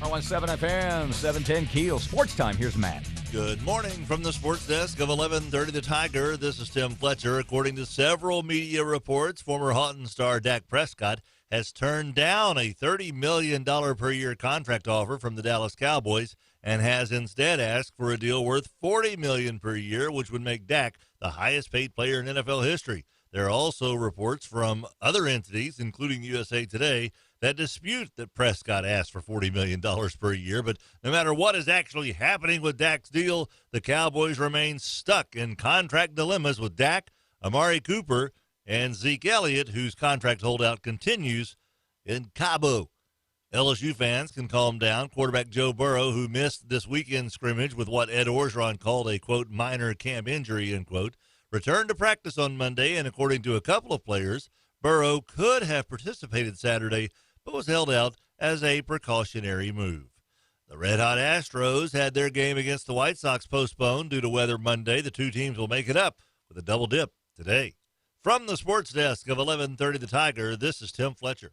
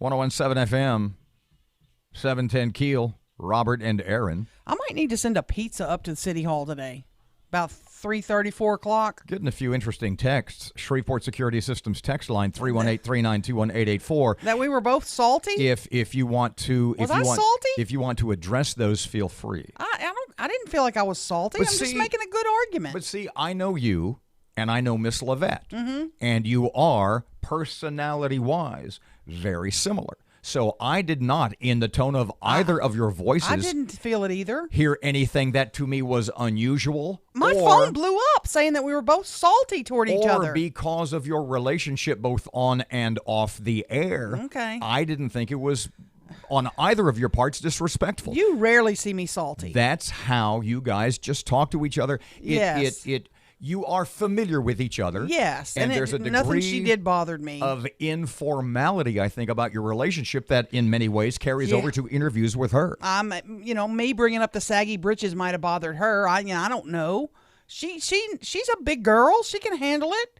But I do have issues with how much stuff we got distracted by since this group took office that we could have been finding out let's fix this I police will station ask problem. you again, do bond issues originate in the mayor's office or do Typically, they yes. originate with the city council? Typically with the mayor's office, but the city council could have formed a committee. And you've got we whole need a bunch of- bond study committee. Let's and you form got a one. whole bunch of brand new city council people who are figuring things out, getting their feet You've wet, got and, 3. and starting to understand The rest of them know what's up. how the system works. 101.7 FM, 710 Keel. Here's Sean Hannity.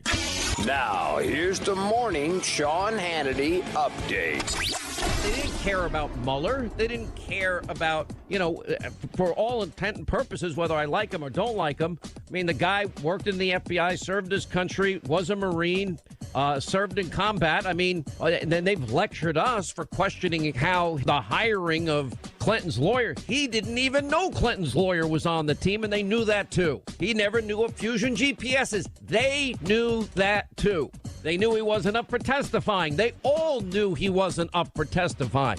They didn't give a flying rip about Robert Mueller. They just cared about using him, no matter how embarrassing it might be to him that he didn't know as much about his special counsel as he should, because they wanted to weaponize him and use it to bludgeon Trump further. Join Sean later today, right here on the Sean Hannity Show. Hey, you know when you discover something brand new and you feel like you just have to tell everybody about it? Well, that's how I feel about Juul. Now, Juul is a satisfying alternative to cigarettes, and I'm passionate about it, and I've been trying to convert every single family member, every friend who still smokes. Now, Juul is not like any of those complicated vaporizers that maybe you've seen and tried, but it's by far the best I've ever personally used. It is so simple to use. No buttons, no switches.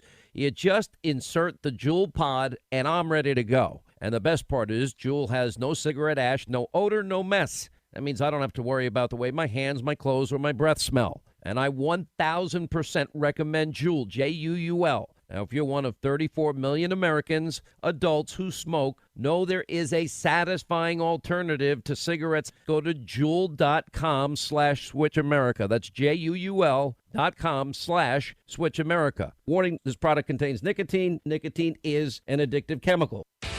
All is still clear around Shreveport-Bossier, but remember, school is back in session, so keep an eye out for the kiddos. And if you see anything going on, be sure to give us a call on the Planet Fitness Traffic Hotline, 687-ROAD, 687-7623. 101.7 FM, 710 Keel Weather Channel forecast. Hot 100 today. Breaking news and trending talk. This is 101.7 FM and 710 Keel. KEEL, Shreveport.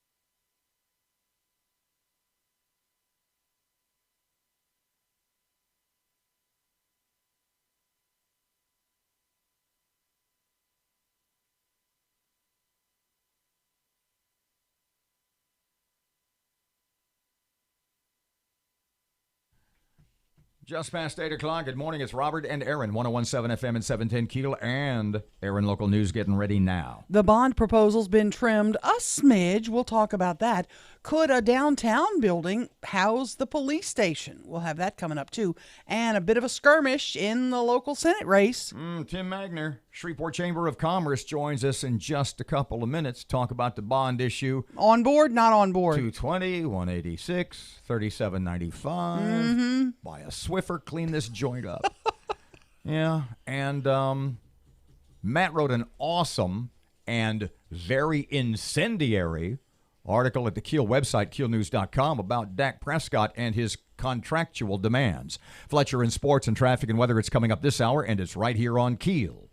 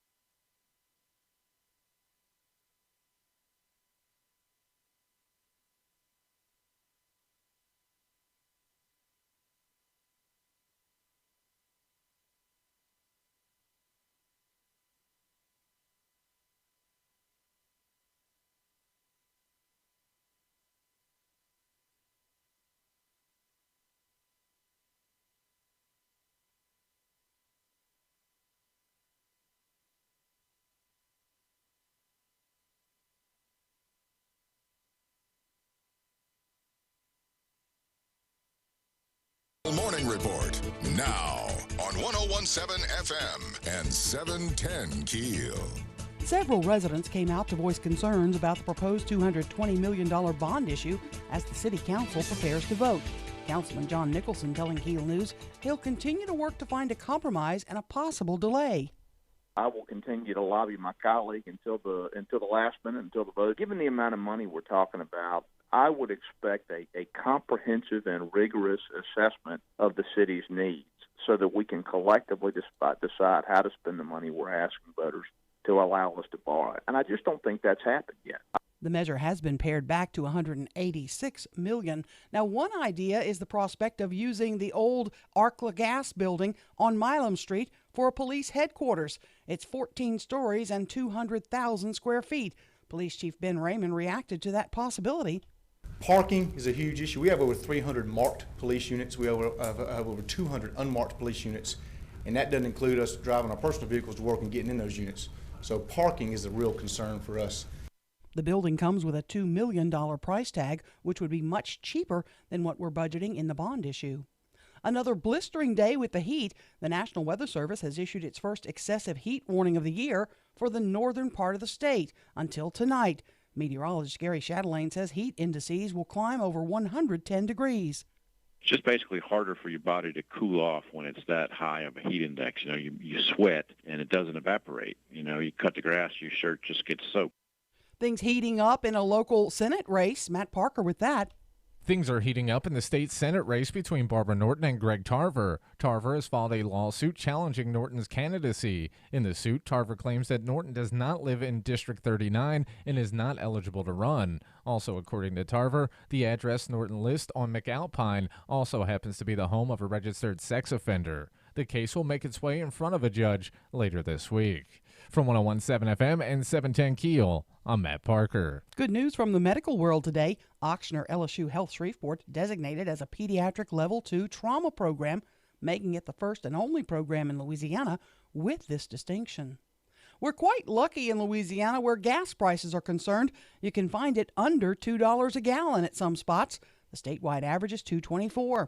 GasBuddy.com's Patrick Dehan says some stations around Baton Rouge are really bringing the average down.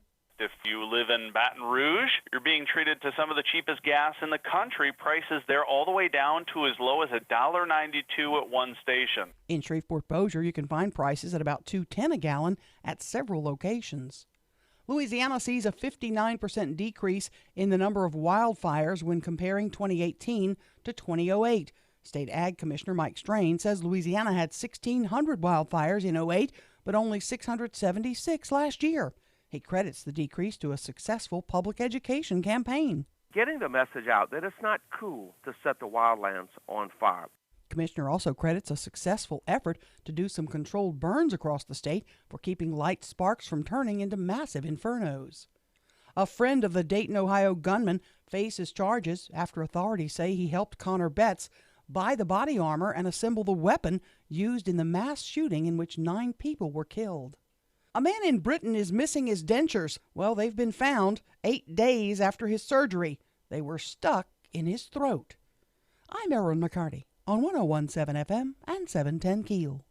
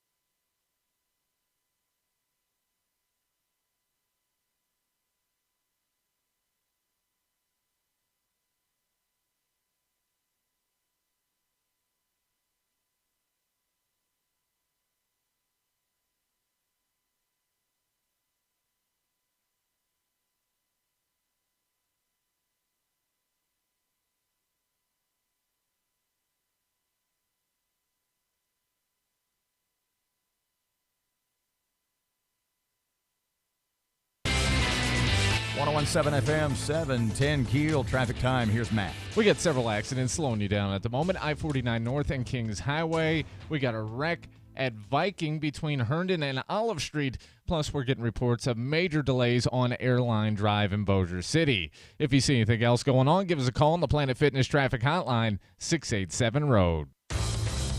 We're going to break the back of the heat wave tomorrow. We have an excessive heat warning up until 7 o'clock tonight. Heat and sea values as high as 115 in some areas.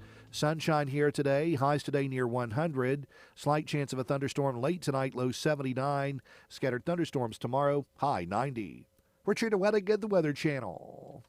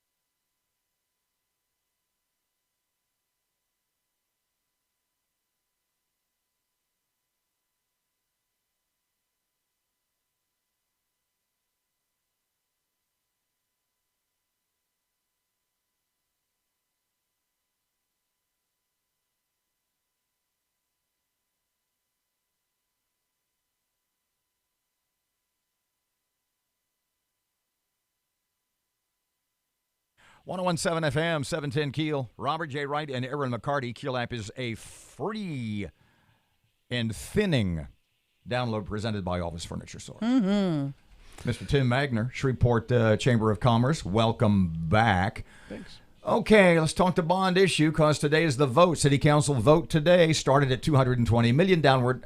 Now they've pared it down, a compromise number, $186 million. You've looked at some of the specificities. What you thinking? What are your thoughts? Well, I mean, I think they're definitely headed in the right direction. I mean, the conversation that we, the letter that we wrote, encouraged them to take a look at the things that were essential and to begin to pare down. Pardon me, let me parse your sentence. Headed in the right direction. They need to head further. It needs to be a smaller amount. What do you think? Well, again, I think what we're looking at is identifying those things that are essential that need to be done. That's the conversation we're having now. Do we all wish we were having this conversation 6 months ago? Sure. But I think that the idea that we're identifying things that are critical to the city and that need to be done, and that we're putting those together and providing some additional specificity. More is always better. I am relatively totally unfamiliar with the process of putting this together. So here's my question: when a mayor, when a city, when whomever is putting together a bond proposal, do they start with, it'd be nice if we had $220 million and then come up with $220 million of spending? Or do you start at zero, here's what we need, and do you make a shopping list, and here's where it ends up? Well, it's a combination. I mean, part of the reason we have all these departments in the city is that the city engineer is keeping track of the streets and bridges and drainage and things like that. And so they have a list of projects that need to be done. I mean, if the city wasn't keeping up with the streets what streets need to be repaired in what order, I think, that would be intensely problematic. I think the question then is not, do you start at zero or do you start at 220? I think what's happened is the way they got to 220 at the outset was to go through all the departments and say, hey, what do you need? And then they came to that amount. The purpose of the Citizens Committee, and the process that folks went through in previous bond issues, as I understand it, was to vet that, was to have a panel of citizens who go through that list and who say, yes, these are the most important things. I think when you look at the types of things that are doing, do you know whether the sewer out in front of your house needs to be repaired? Unless it's leaking, probably not. And so I think the idea that there's some expertise that folks who do this for a living have ought to be respected. At the same time, I think the fact that we as taxpayers are paying for it means we should have some input in helping to prioritize those things. Some things just need to get done. Some things are optional, or the order in which they can be done can be different. And I think that's the dialogue that we want to have and that we're having now. Tim, a little bird told me, as it stands now at $186 million, the Chamber of Commerce will not support it. True, false? We haven't taken a vote on that, and that, I mean, I don't know where that came from. Would you be inclined to actively oppose it if you think it's too much? Well, I mean, so from my perspective, what we need in order to make a decision on this, regardless of what the number is more information. So if it gets voted down today and there's an opportunity to engage in a much richer dialogue about the process, we'll be happy with that. What if it gets passed today? If it gets passed today, I think it's incumbent upon the city, the city, the administration, as well as the city council, because as I understand it, some of the dollars are going to be parsed out to the different districts for road construction, that they be as accurate and as detailed as possible about that about what exactly we're going to be voting up and down for. So I think regardless of whether it's approved today or whether it's not approved today, more information needs to be forthcoming in order for us to make an informed decision. But your board will make a decision, vote whether to support it or not. Yes. Okay. 180, what was it, 186? 186. 186. What did Royal tell us? City debt right now is about 200 and something. 240 million. So this is maybe increasing the city debt by 3/4 of our current debt amount. Is that of concern to you? Well, it's always a concern, but it's also it's the way that we fund things. We fund things that we can't pay for all at once through debt. It's how you buy your house or your car, and it's how cities operate. So, we have been, I think, over the last 30 years, we have incurred debt and we have paid it off. And now we're at the point where we need things that have to be done, streets, cities, roads, etc. Erin has made the point rather adamantly over the last few weeks. She said, if we're going to do that, why does it have to be so much? Why can't we just do the stuff that's emergency stuff? And I said, to sort of counter that, I said, well, aren't we kind of in the mess we're in with dilapidated, deteriorating, decrepit, etc.? Aren't we in the mess we're in because all along we just do emergency stuff? We put Band-Aids on things. We don't act until until it's almost an emergency. Is part of the problem that we haven't had a big picture view of where the city should go and what the city should be?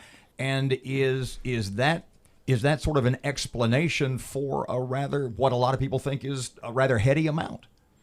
Yeah, I do think that we haven't had. We have a master plan, but we don't really have a mechanism to get from here to there. I also think that we have not been a city that's been in growth mode for a while. The cities historically have grown their way into or out of these issues. We grew at a point, 30 years ago, and we haven't grown really since. And so when you have a stable economy, but you have a stagnant population, your tax rolls essentially flatline. And so I think what we've got to figure out is what are the things that we need to do as a community in order to maintain the quality of life that we have and frankly attract new businesses. When we look at the infrastructure, when we look at the types of things that businesses look at and people frankly look at to move in, quality of life, things like streets that are well paved, sewer systems that work, police, fire systems that are responsive and maintain the quality of life. Those are the types of things that people look for. Those are the things that we generally pay for through our taxes. I think so. The conversation, it seems to me, is not up or down. The conversation is what do we need to do, and what as a community do we need to do to come together to support the quality of life that we all want to have. Let me ask you a question. Your job as the head of the chamber is to, like you said, bring in businesses, attract new businesses. This is going to be, if it stays at 186 million, this is going to be a tough sell in this city. Do you get that same impression from the people? You're out and about all the time. Do you get that same impression that this is going to be a tough sell? I think it could be. I think it really boils down to how it's communicated, and I think part of the challenge with this, at least in the last several months, or this month or so, since it's really sort of come to the fore, has been that it hasn't been well communicated, and so how it's received and the process that we're having. Again, the letter that we wrote was really about communication. It was about, let's have this conversation. Let's have this dialogue. I think you're hearing that now from several of the city council members that are saying, hey, we need to have a broader conversation about this. Let's table this until we do. And again, if that's the will of the council, then I think we're definitely in Would you feel better if it were delayed, the public vote as it were, or until next fall? Wait a year. Let's wait a year. Well, again, I think you have to look at what's in the package and what are the things that need to be done. There's at least, by my count, something on the order of $10 or $15 million in there that the city engineer needs to do things like if a water main breaks to be able to come in and do some of that. So some of this is specific projects that are outlined. There are some things in there that are designed as sort of contingency funds, and that is the contingency fund that the city engineer needs to be able to fix things that break on an ongoing basis. And so it seems to me that we need to be in a position to be able to ensure that the city has the resources it needs to do the job that we expect it to do, while at the same time not throwing good money after bad. And so I think there is something in there that I would argue needs to be put forward, or there needs to be a mechanism to get us through the next year while we have this conversation about how the system operates. The Centerpoint building on Milam as a police station has been now thrown out there. Is that something, I know you're downtown, you have a lot of interest in what's going on downtown. Is that viable in your view?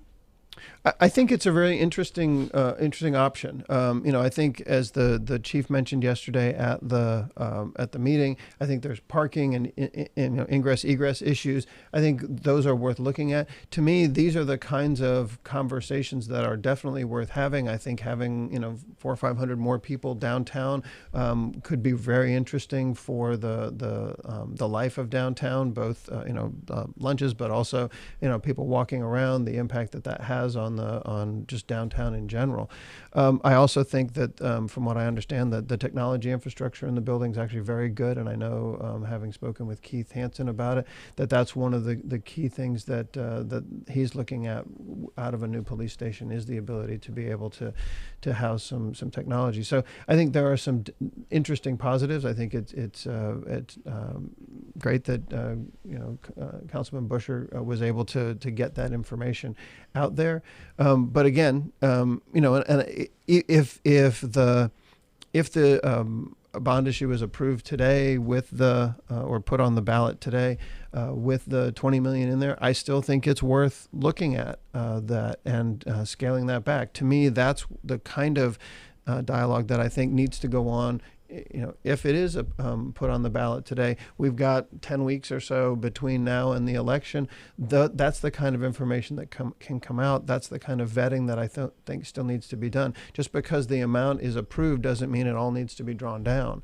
And I think if we can be more specific about the projects, have a broader conversation about the direction we're trying to go as a city, these things are going to continue to come up. How we pay for them is going to continue to come up. And I think this opens an opportunity for us with the new administration to have a conversation about what that looks like in the future, so we're not continuously adversarial when it comes to how we pay for the things we need. Tim Magner, Shreveport Chamber, thanks for coming in. Thank you. 101.7 FM, 710 KEEL, local news just a few minutes away. Right now, traffic time from Matt. We got several accidents slowing you down at the moment. I-49 North and Kings Highway. We got a wreck at Viking between Herndon and Olive Street. Plus, we're getting reports of major delays on Airline Drive in Bossier City. If you see anything else going on, give us a call on the Planet Fitness Traffic Hotline, 687-ROAD. We're going to break the back of the heat wave tomorrow. We have an excessive heat warning up until 7 o'clock tonight. Heat and sea values as high as 115 in some areas. Sunshine here today. Highs today near 100. Slight chance of a thunderstorm late tonight, low 79. Scattered thunderstorms tomorrow, high 90. We're Trina Wettig, the Weather Channel.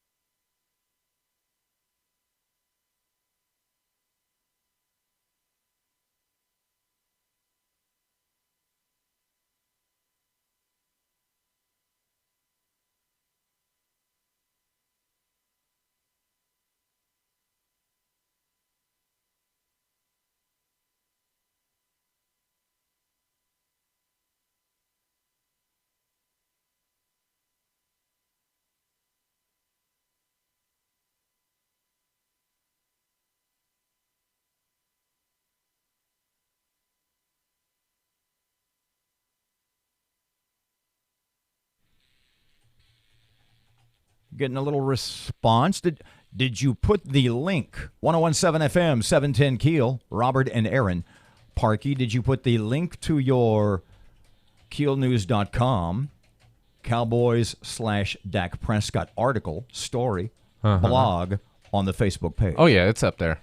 Are you getting a lot of response to your Facebook post that links to your article? Oh, yeah, most people agree with me, but we'll see. Now, what was the headline of said article? Dak Prescott wants a huge payday from the Cowboys.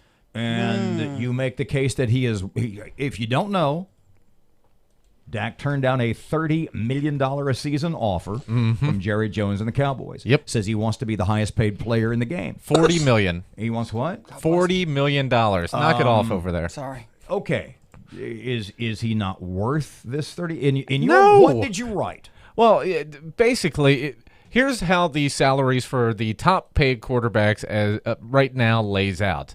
The highest paid player is Russell Wilson, $35 million a year. Ben Roethlisberger, $34 million a year. Aaron Rodgers, $33.5 million. Tom Brady, 6-time Super Bowl winner, $23 million a year. He's down there. Yeah, he makes, cuts deals with the Patriots so they can stay under salary cap or whatever. But the point is, those three guys that are at the top of the mountain all have proven track records. They've won Super Bowls. They've been MVPs.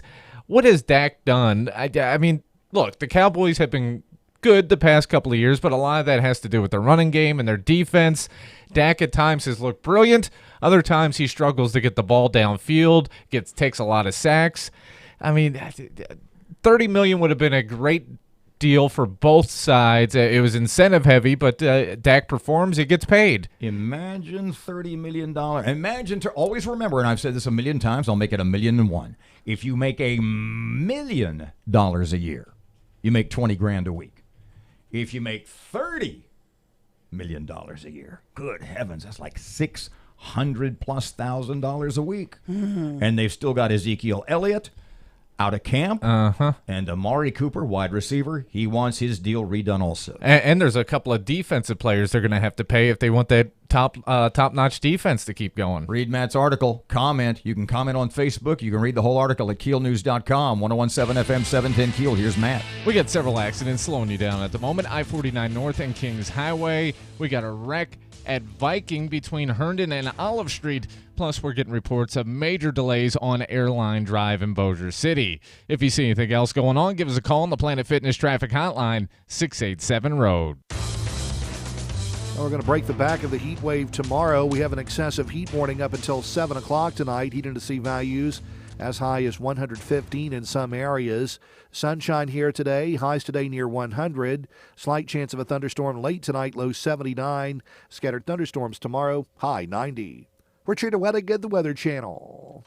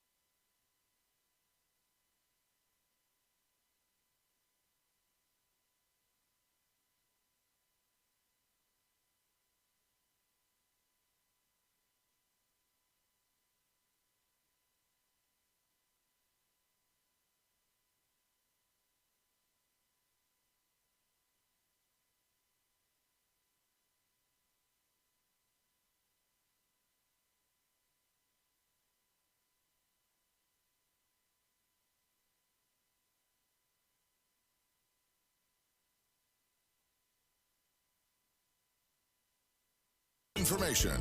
KEEL News now. More extreme heat in the area. Matt Parker has the latest. Expect another blistering hot day in Shreveport-Bossier. We will be under an excessive heat warning until 7 p.m. tonight. The Weather Channel says that with the heat index, temps could reach upwards of 112 degrees. People are urged to limit their time outdoors and to drink plenty of water. From 101.7 FM and 710 KEEL, I'm Matt Parker. Things also heating up in the state Senate race between Barbara Norton and Greg Tarver. Tarver's filed a lawsuit challenging Norton's candidacy. In the suit, Tarver claims Norton does not live in District 39, therefore not eligible to run. Also, according to Tarver, the address Norton lists on McAlpine also happens to be the home of a registered sex offender. The case will make its way in front of a judge on Friday. Shreveport City Council leaders have pared back that proposed $220 million bond issue. It's now at $186 million. $32 million for water and sewer projects, $76 million for public safety, that includes fire and police, and $78 million for streets and drainage. One idea is to possibly buy the Arkla Gas building on Milam Street at a price tag of $2 million and use that for the police station. Chief Ben Raymond reacted to that idea. Our station's in a good location now because the streets that feed it are only police officers going down those streets. Very little, whereas downtown you got a lot of one-way streets, you have a lot of traffic. So a lot of these, we'd really have to just look at the building and look at what parking might be available and how would that affect downtown. The building is 14 stories and 200,000 square feet. City leaders say it might be worth taking a look. Governor John Bell Edwards visited Saints training camp and talked about the $450 million plan to renovate the Superdome. Edwards says the massive renovation would also result in a new long-term lease agreement between the state and the NFL franchise.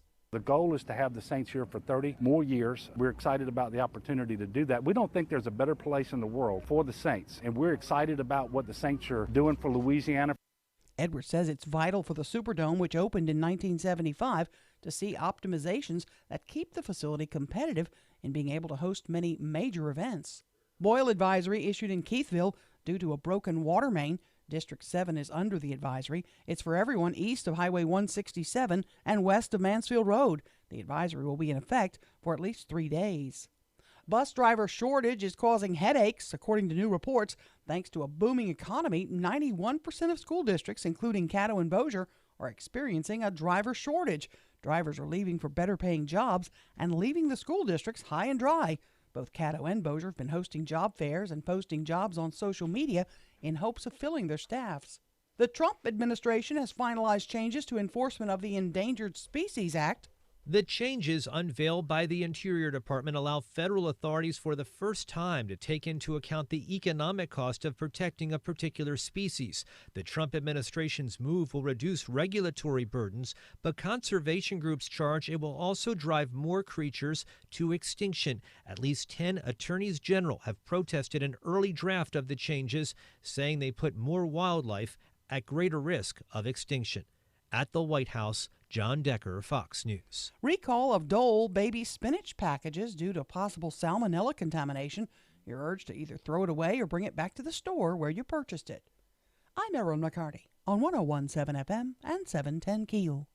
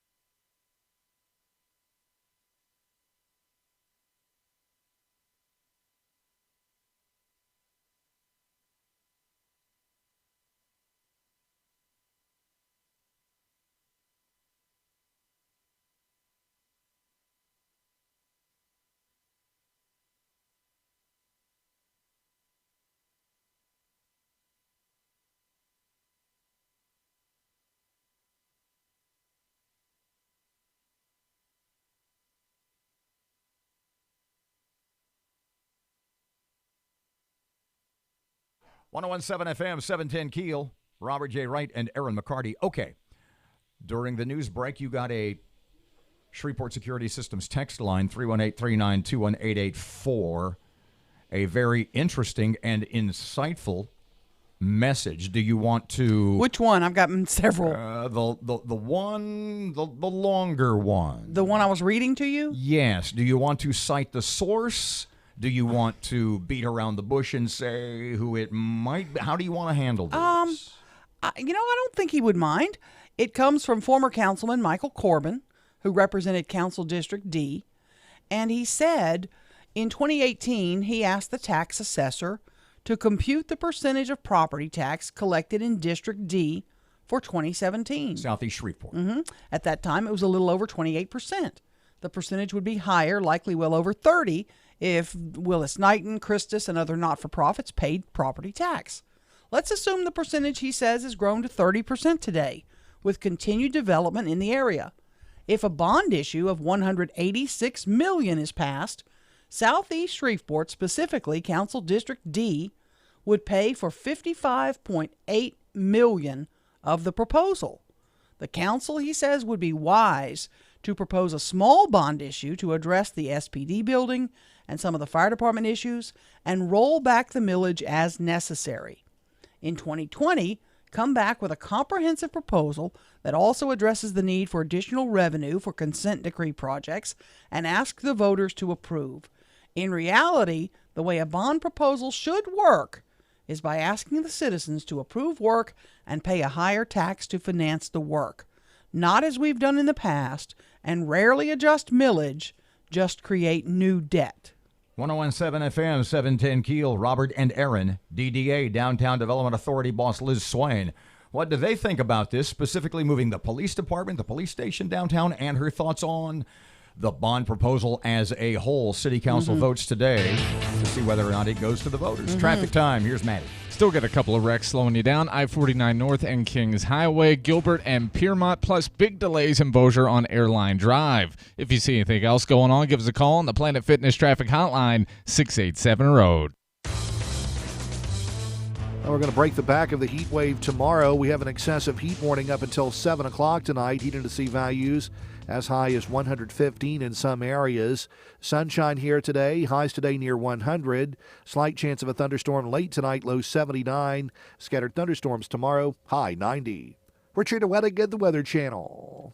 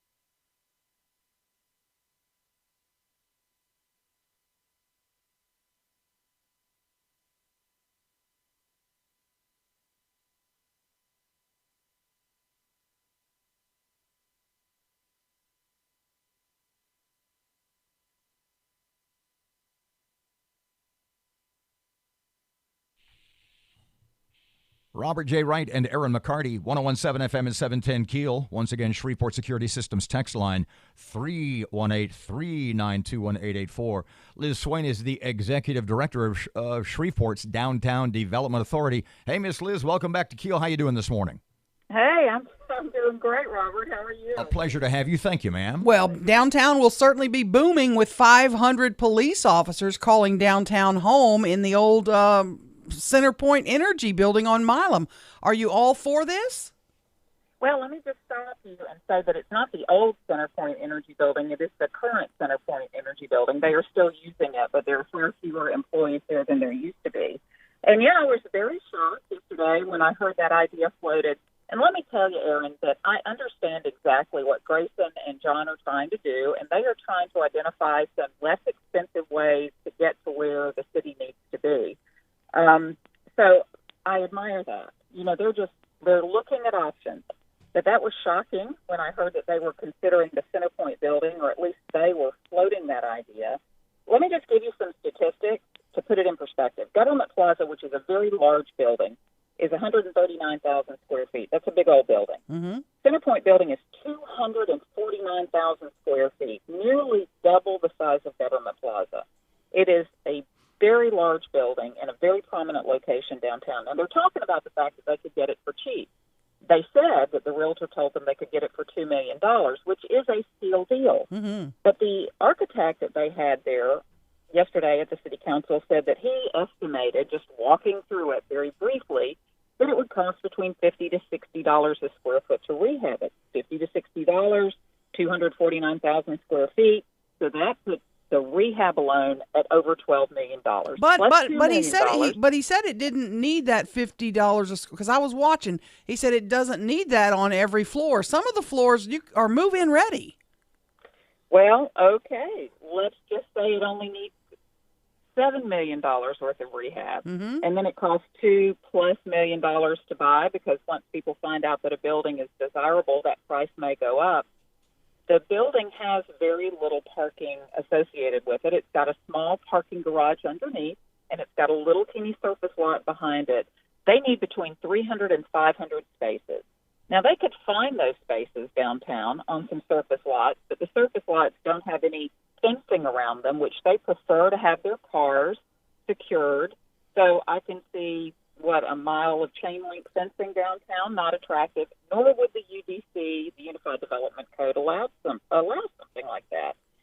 In addition, the maintenance, Erin, on a 249,000 square foot building is going to be outrageous. Just paying your air conditioning and heating bill every month on a building that size, and then paying for ongoing maintenance, which has continually been a problem for the city. And I'm not holding any of these city council members responsible for this. This far predates them. The reason that they have a situation now where they need to leave their current police station is because it hasn't been maintained. The roof is leaking. There is mold, apparently. There are bad areas of the building. Why is that? It's because of lack of maintenance. So what is going to change if they go to a much larger building? Those are some basic things that I think we're not spending enough time focusing on. Are we rushing all of this too fast, in your view? I listen to the city council members and their positions, and I feel like there are a lot of needs in this city, and there is no denying it. But I also feel that it does not hurt us in any appreciable way to talk about it for a little bit longer. There has been, and this may be, I know this isn't downtown, but you're pretty smart, and I kind of like your thoughts. There's also been discussion about rehabbing the Sears building at Mall St. Vincent. It's good sized. It has a garage available. Do you have any thought about that? Has that something you've heard about? I heard about that, and I think that all of these are very worthy of discussion, Robert. I really do. And that's why I hate the fact that the city council has found themselves in a position of having to vote today, because all of these need to be thoroughly vetted, and it's going to be impossible to do it in, the next 6 hours before the city council meeting. Why do you think they're rushing it, in your gut? I don't know. I heard Livette this morning, and she was talking about the fact that and she's absolutely right. Right now, these taxes are on the rolls, and we're used to paying them. If they roll off, and then we get used to a lower tax bill, it does become much more difficult for the city to make the case that they need to raise your taxes. It's a much harder argument to make to say we're raising your taxes than to say we're keeping your taxes at the same level they've always been. So that would be my guess. But I go back to the fact that there are some needs in the city, and there's no denying we have street needs, we have drainage needs, we have sewer needs, we have water needs. Nobody who lives, works, drives through in Shreveport will tell you that we don't. But I wish we had more time. Let me ask you this. Is your problem with the Centerpoint building, does it have more to do with it would come off the tax rolls then? Well, that definitely that is a huge concern to me, Erin, and let me tell you why. 50%, that is a 50% of all property in downtown is off the tax rolls. That is unsustainable.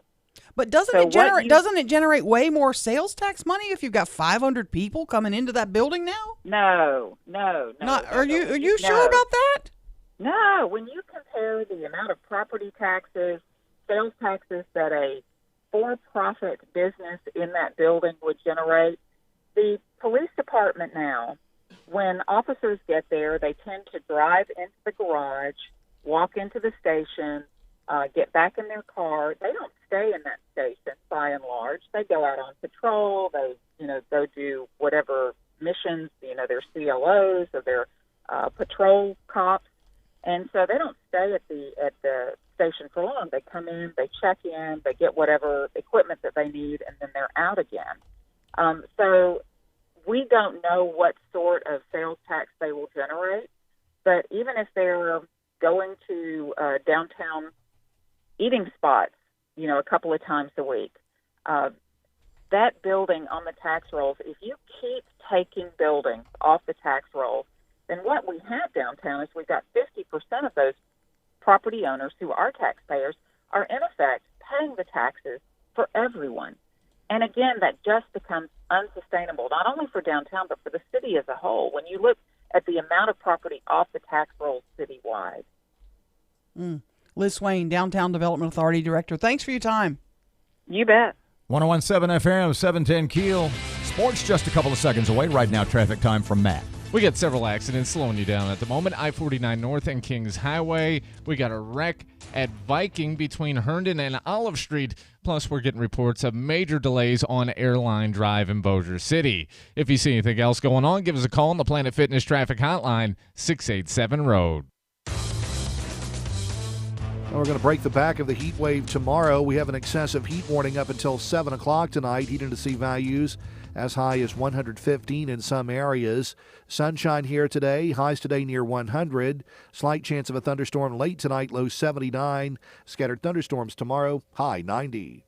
Richard Wettigan, the Weather Channel.